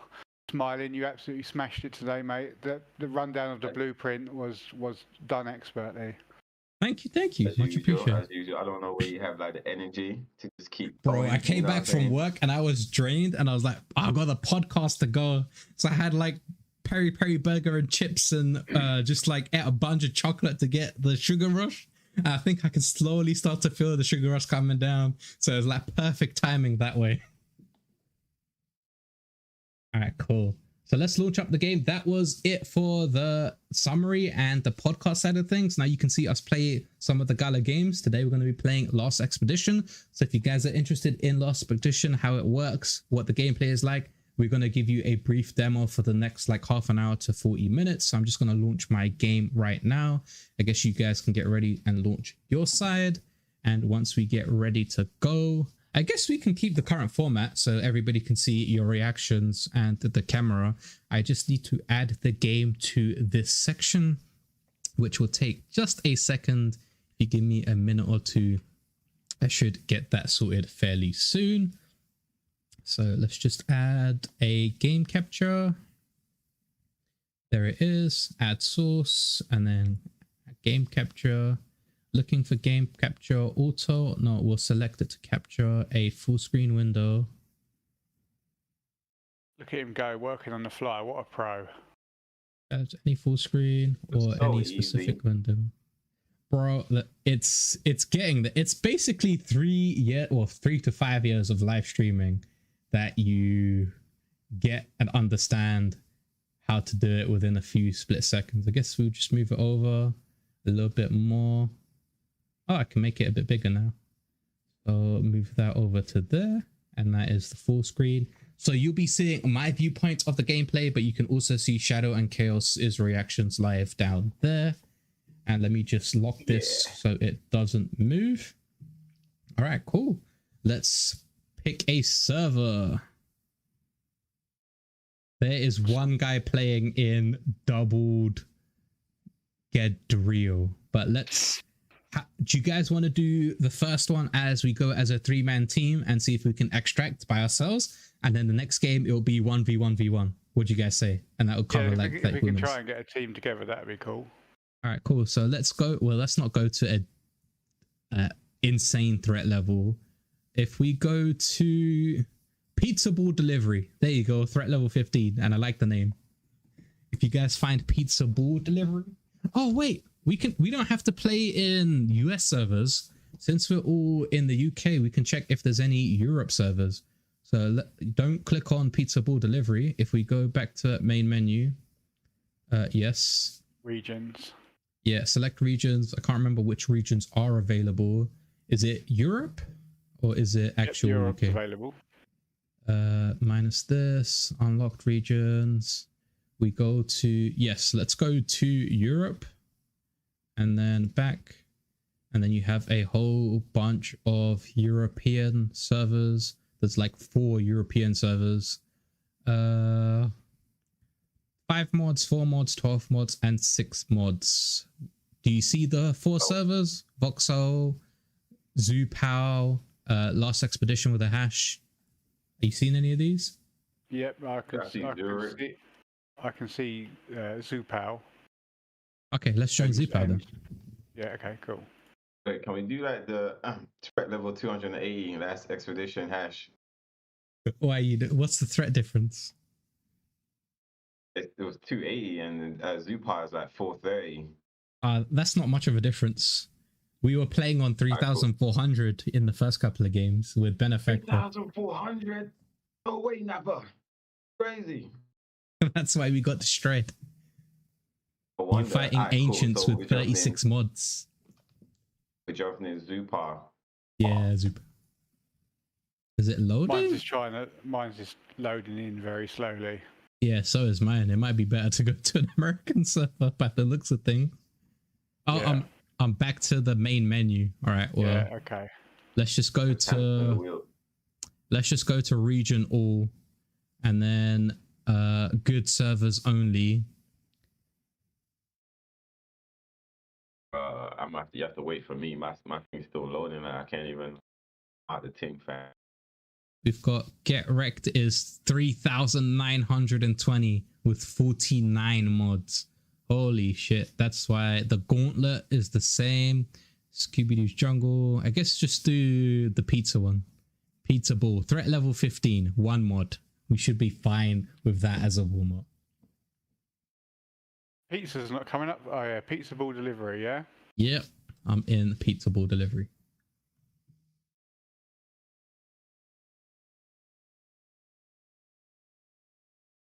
So let's showcase Lost Expedition to people.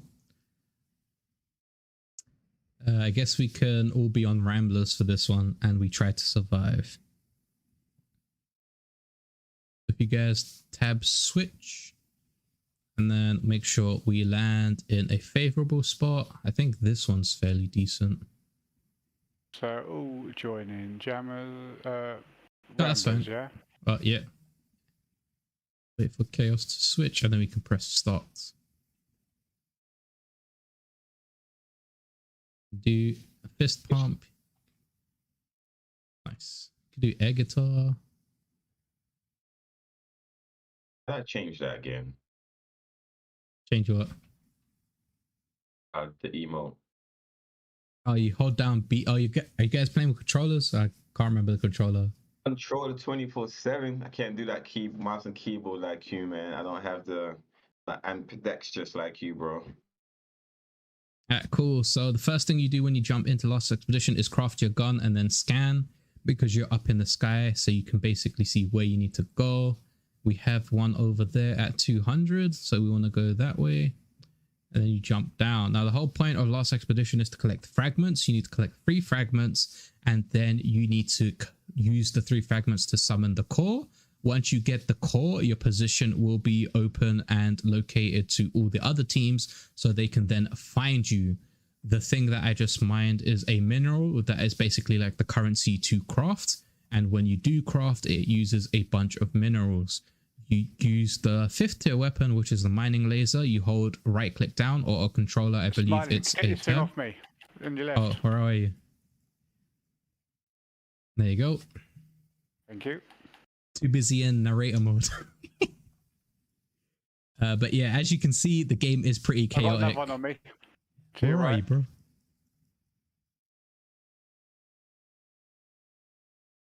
Thank you. Alright, stay close. I'm going to heal you, Shadow. There you go. Good man. I'm going to quickly gain the green things right here. So these are called Gaia. You want to pick these up. And if you are my character, which is Sebastian, I've got something on my face. It's on me now. But yeah, if you are Sebastian, there you go. Nice. you can basically craft something called a bait ball, and a bait ball allows you to throw it and the mobs go to that direction. I think we need to scan because we lost the location. What's that one? 94. That's right. It's pretty close. It's right over there. Oh. Cool. Let's go. I guess it's, yeah, there it is. There's a core. Oh, not a core. This is a fragment. You just hold E down to extract. You gotta pick up materials, right? To craft weapons, you need certain materials. Otherwise, this yes, ugly predator-looking motherfucker. So if you look while you're in the bubble, it gives you a core. There's a Ravager to the side. Oh, Ravager on me. Yeah, I got rid of that. You're good. So if you're empty, make sure you tab to craft. And then I'm going to throw a bait ball so you can see what a bait ball is. It basically attracts the creatures on this planet. I can't remember what it's called again, what the planet's called, but it does have a name and it has a bit of lore too. Need any more of those green fragments or green resources?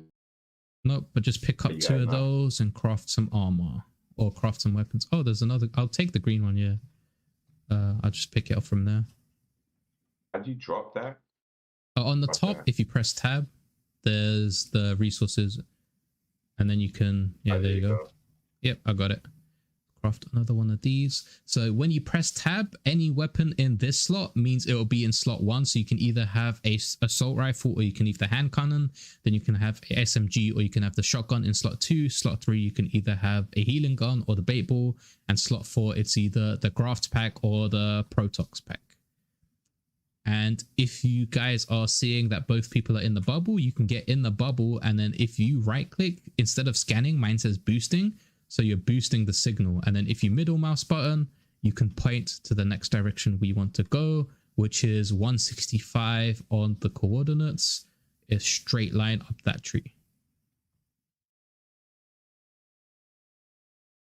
I'm going to have to add also, I guess, chat with the alerts. Because when we do streams like this and we get all 3 of us playing together, we can respond to chat as well. We've got it on the side. Your health is super low. Bro, your health is super low, guys. Oh yeah, let me heal myself. Alright, cool. I've got some minerals. Throwing the bait ball right there. Did you throw it? Oh. Yeah, they're attracted to it. Make sure you always craft another one when you throw it. I throw again. So I do think they need to nerf the bait ball because it is pretty busted right now. They need to have it on a longer cooldown or the crafting time increase. Something along those lines. Because right now it is pretty busted. So let's scan again. The next one is over there and that is the closest. Oh, there's another one here. 3. No, that one's closer. Alright, cool. Let's go this way.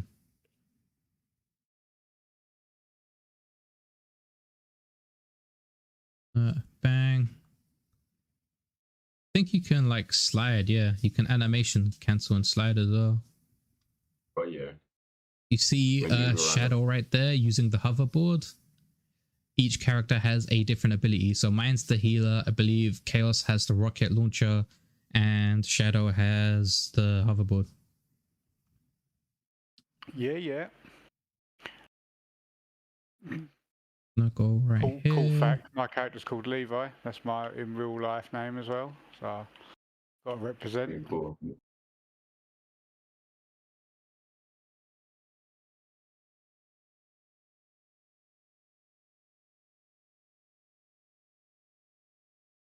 Oh wow.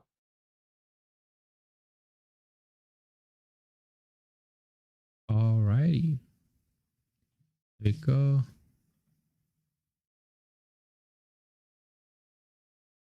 Gonna craft another bait ball, throw the bait ball, pick up all this Gaia right here. The bait balls are super strong. Yeah, they need to be nerfed or need to be adjusted. Not nerfed, adjusted.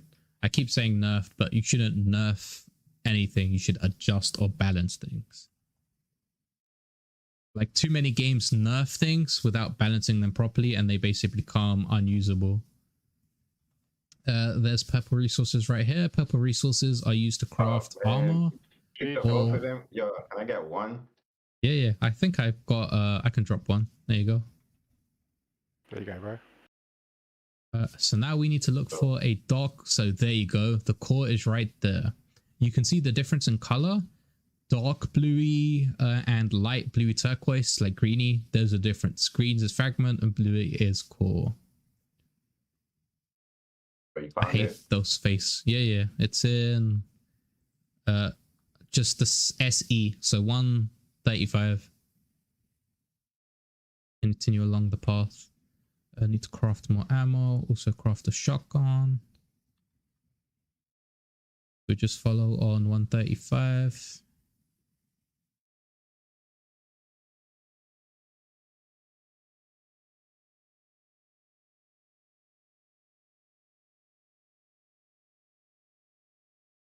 Hearing noises.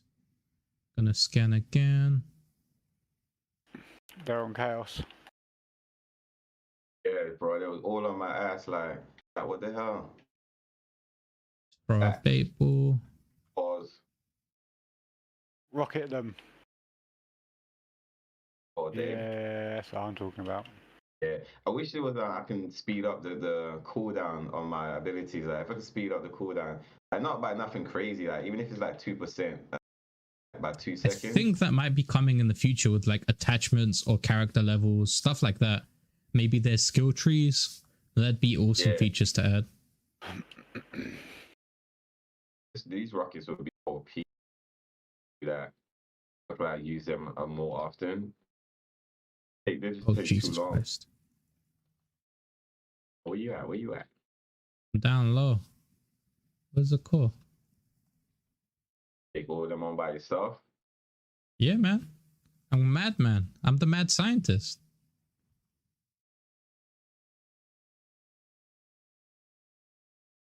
There we go. We've got the core right here. Boom. You pick up all of these stuff. Red is minerals. Stand still. Oh. Let's put some armor on you. Nice. All right, cool. So I'm going to drop the core. The best person to have the core is the character Levi, because he's got the hoverboard. He can easily move to the location and get it to where it needs to go. So if Shadow picks that up, once we deal with all the monsters here. Somebody ate my ass, bro.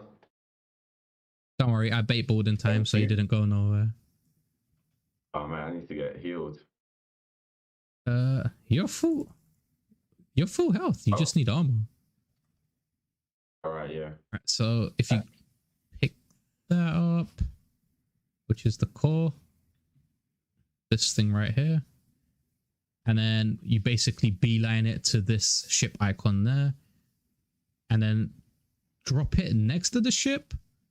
We'll come catch up, or you can start the extraction process and we'll catch up and help you defend. Generally, you don't want to drop the core because then it reveals the core location, which gives your enemies a good idea of where you are.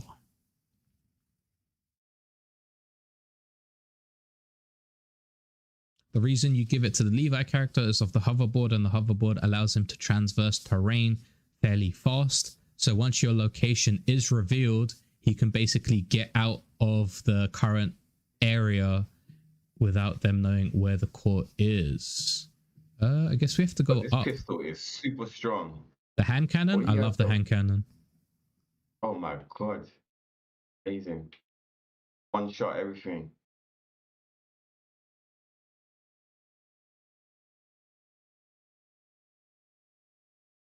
Too much going on the screen. I just wasted my special.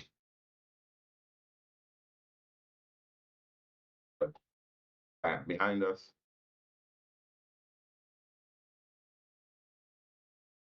I do like shotgun bait ball combo. Problem is, there's not enough in the chamber. It takes too long to reload as well. Get on the ship.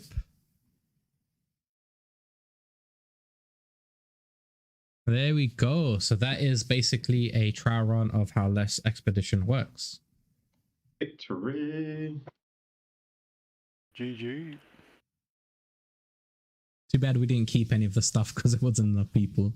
But it's a nice showcase of how the game works. We can go one more of 1v1v1 if you guys want to see who gets the core and the fragments the fastest. And then I guess we can call the stream there because it'll be close to midnight. Yeah, sure. Sounds good.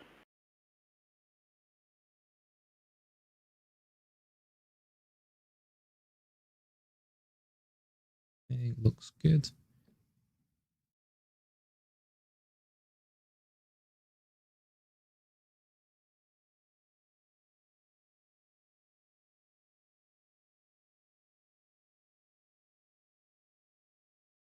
Taking quite a bit to load though, isn't it? Switch this over real quick. Charge my other phone.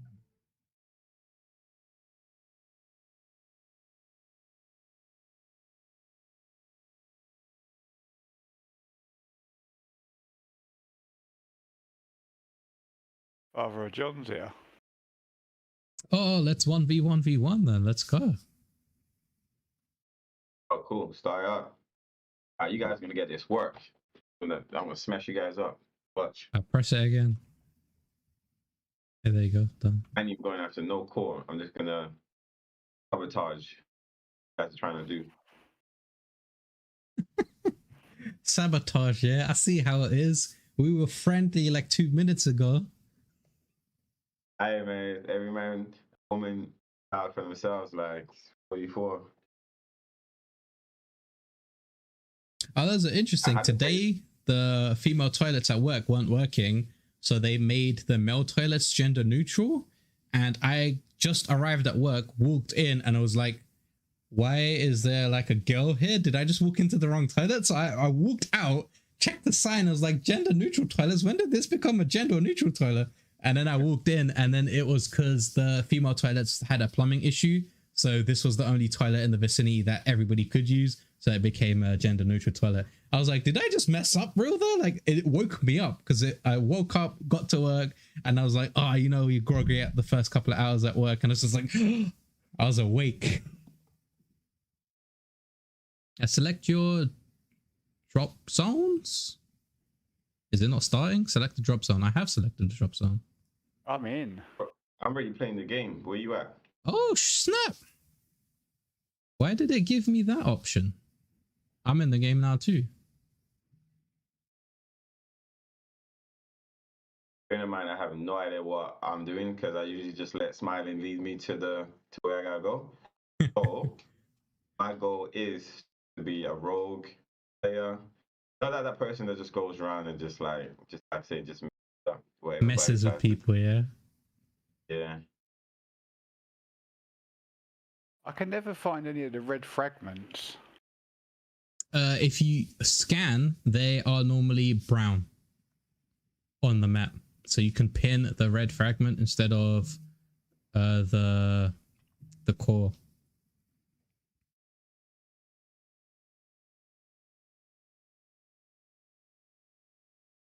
Oh, Ramblers of Jammer's already got one, yeah? God.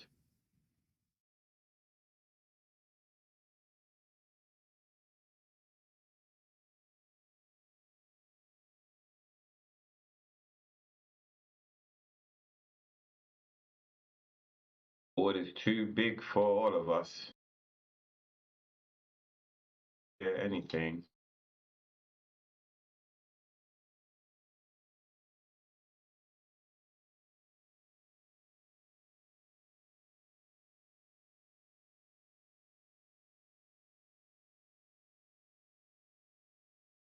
Oh, Jesus Christ, I'm getting battered. Yeah, I'm getting overrun. I ain't like a minute or a second to try to craft any weapons or try to open up the bubble. Ooh. You craft more ammo.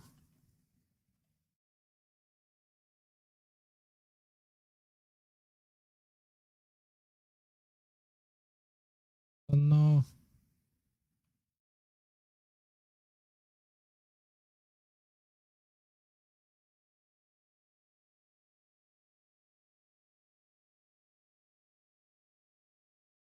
If you guys didn't know, F is to melee. So when you're out of ammo, if you F the minions, sometimes they drop materials or items. Yeah, that's like R3 on the Controller, I guess. oh.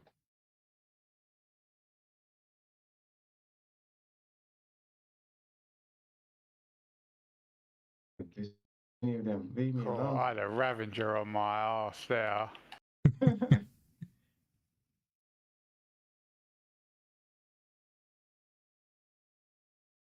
I need to find some minerals, bro. I'm out of ammo. I got overrun right there.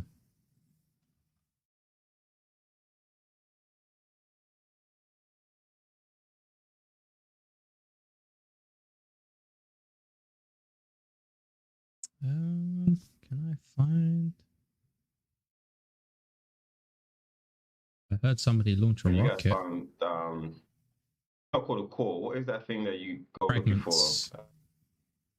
You're looking for fragments at the start, and then you get the core. Yeah, you guys already found fragments already. Jammers and ramblers have.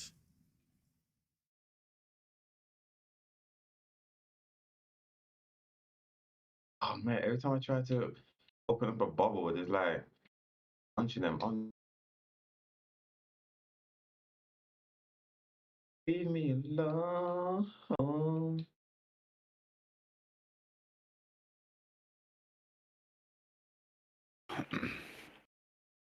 Nice. Extract the fragment.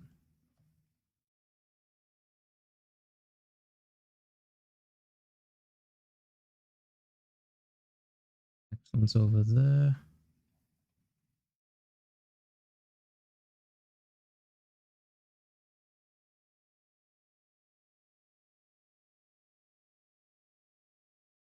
I really like the hand cannon. It's my go-to starting weapon. Oh, which one? The hand cannon? Oh, really? Go-to starting The weapon. jackal hand cannon. Yeah. I feel like when you're playing by yourself, it's when you're like got a bunch of these creatures on you, or keep reloading. You have to micromanage properly. Unless like you have like a side weapon. Maybe if you got like 2 weapons. Yeah, you can. The main. You should always try and craft your secondary weapon, because then you can switch when you need to reload. But the only downside is I can only get the shotgun. The shotgun's decent, but reloading with the shotgun is kind of hard because it's a single cell reload. What about the Hornet submachine gun? Have you tried that? I think submachine guns right now are underpowered. Yeah, that's so true. Oh man, I got this damn thing on my face. Keep spamming the button. I think it does damage. I'm not sure if it actually does damage though. It might. I did a melee attack. I think I done it, but it just fell off.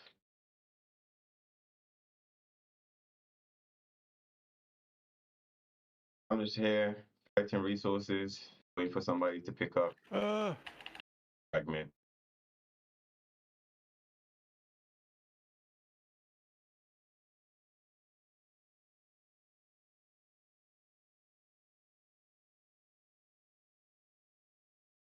Looks like Jammers has 2. Nasty. Yeah, it reminds me of Aliens. Yeah, definitely.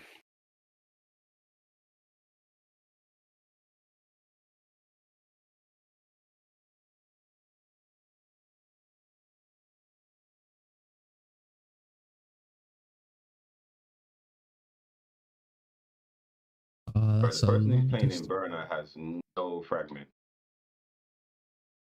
Who's that? Person is trash. Who that person is, but they're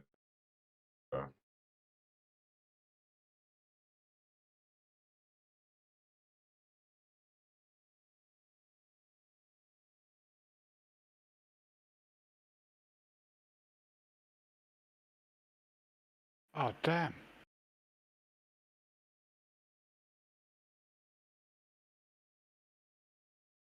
Ooh. I got a guy and a bloody Ravager. I guess that guy is Father John Chaos.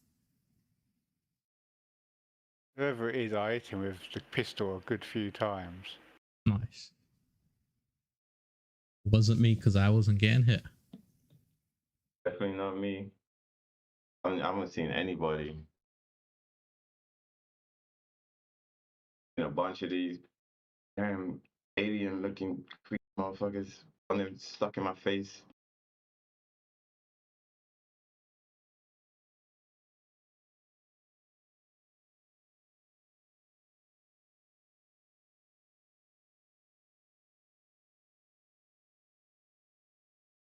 Oh no, I've been eaten by the Ravenger. I didn't even see him coming. Oh, well, you jammers. Keep shooting. Yeah, I did. I'm out. Right, nice. Why did you lose all your calls then? Who's jammers? Oh, did they die? Maybe they died. Yeah, he probably got done by the Ravenger.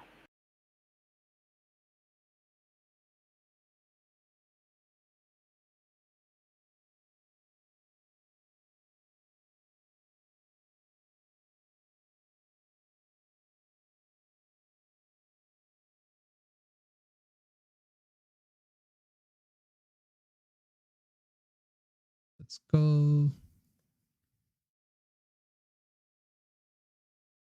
Oh, there we go.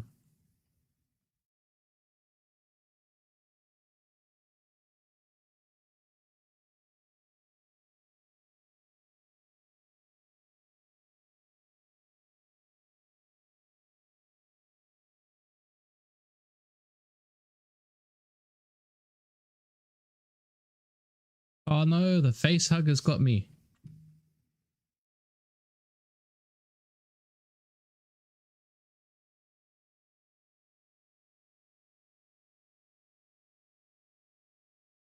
3 fragments. Find you. To kill you.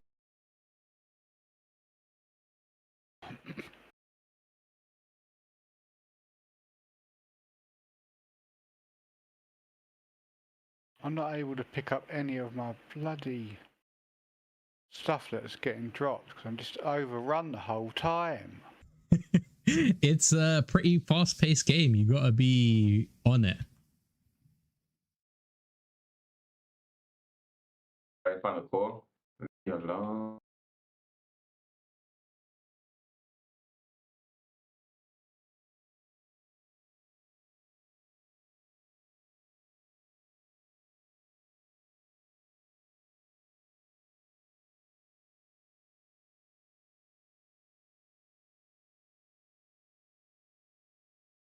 Extracted.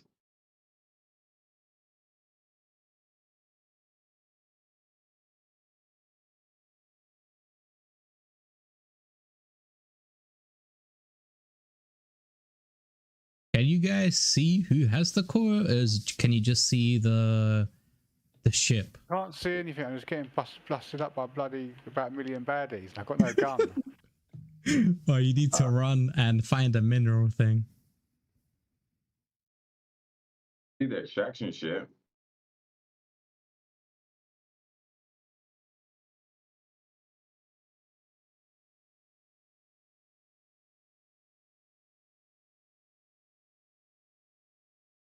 They got this I'm trying to kill me. Ha, I got you, bitch.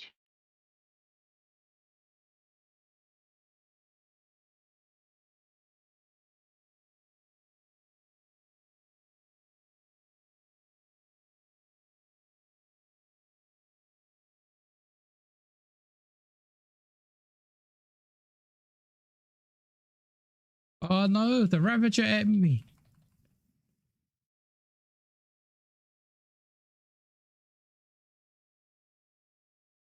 26 seconds to get there.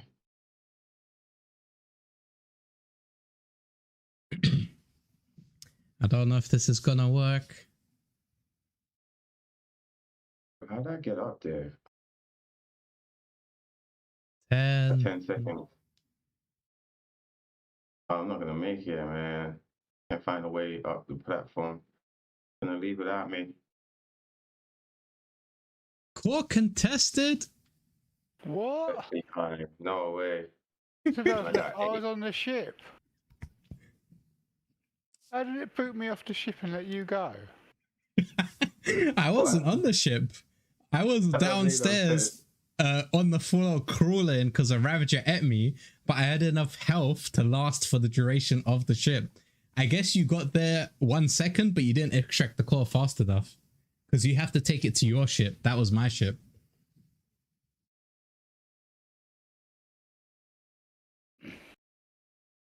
GG's, guys. That was Last Expedition. Yes, see money, we were playing Last Expedition, but now we're gonna end the podcast here. It's getting close to reset, close to midnight, and all of us are in the UK, so I guess we do want to sleep. Move over to here. Cool. So let me just minimize the game. Any final thoughts, guys, about the podcast, the Ahead of the Game episode 36, 37, Gala in general?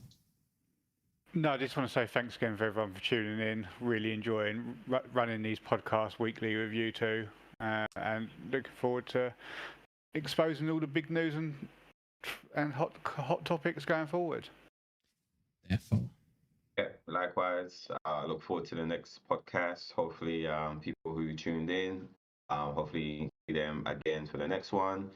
And can't wait for the next Ahead of the Game to see if there's any new updates with some of the games that we're following, and new with the ecosystem. Hopefully we can get some like big news about the whole Gala chain. The hackathon is going to be on Wednesday, if I'm not mistaken. That'd be cool to see how that goes. Talk about that if there's any news that come out of that. And yeah, I'm good. Cool, so you guys know what to do. If you enjoy the content, make sure to smash that like on YouTube. Make sure to smash the follow over on Twitch. Make sure to follow both Shadow and Khaos. I've added their links in the description over on YouTube. So if you just expand the YouTube description, you can see my hub, you've got Shadow's hub, and then you've got Khaos's hub. Khaos currently only has a Twitter account or X account, so make sure you follow that to give him the boost. Shadow's got a YouTube, Twitch, and Twitter, and then I have pretty much all four, including a Discord. If you want to catch me offline when I'm not doing videos or live streaming, you can join my Discord. I hang out there and interact with the community over there. And I also answer a majority of my questions there before I go over to DMs, because to message me through DMs, you have to go through the security process of adding me as a friend and all that. I've got that set up to make sure I don't get scammed in Web3, the Web3 gaming servers. I stream every Monday, Wednesday, and Friday, so make sure to follow me over on those. Shadow streams, when did you stream, Shadow? Periodically, let's say that. I haven't got a schedule in place yet. All right, cool. So make sure to follow Shadow so you know when he does go live, you get that notification. And Khaos is still setting up his streaming setup, so he will be streaming sometime in the future. And that is it for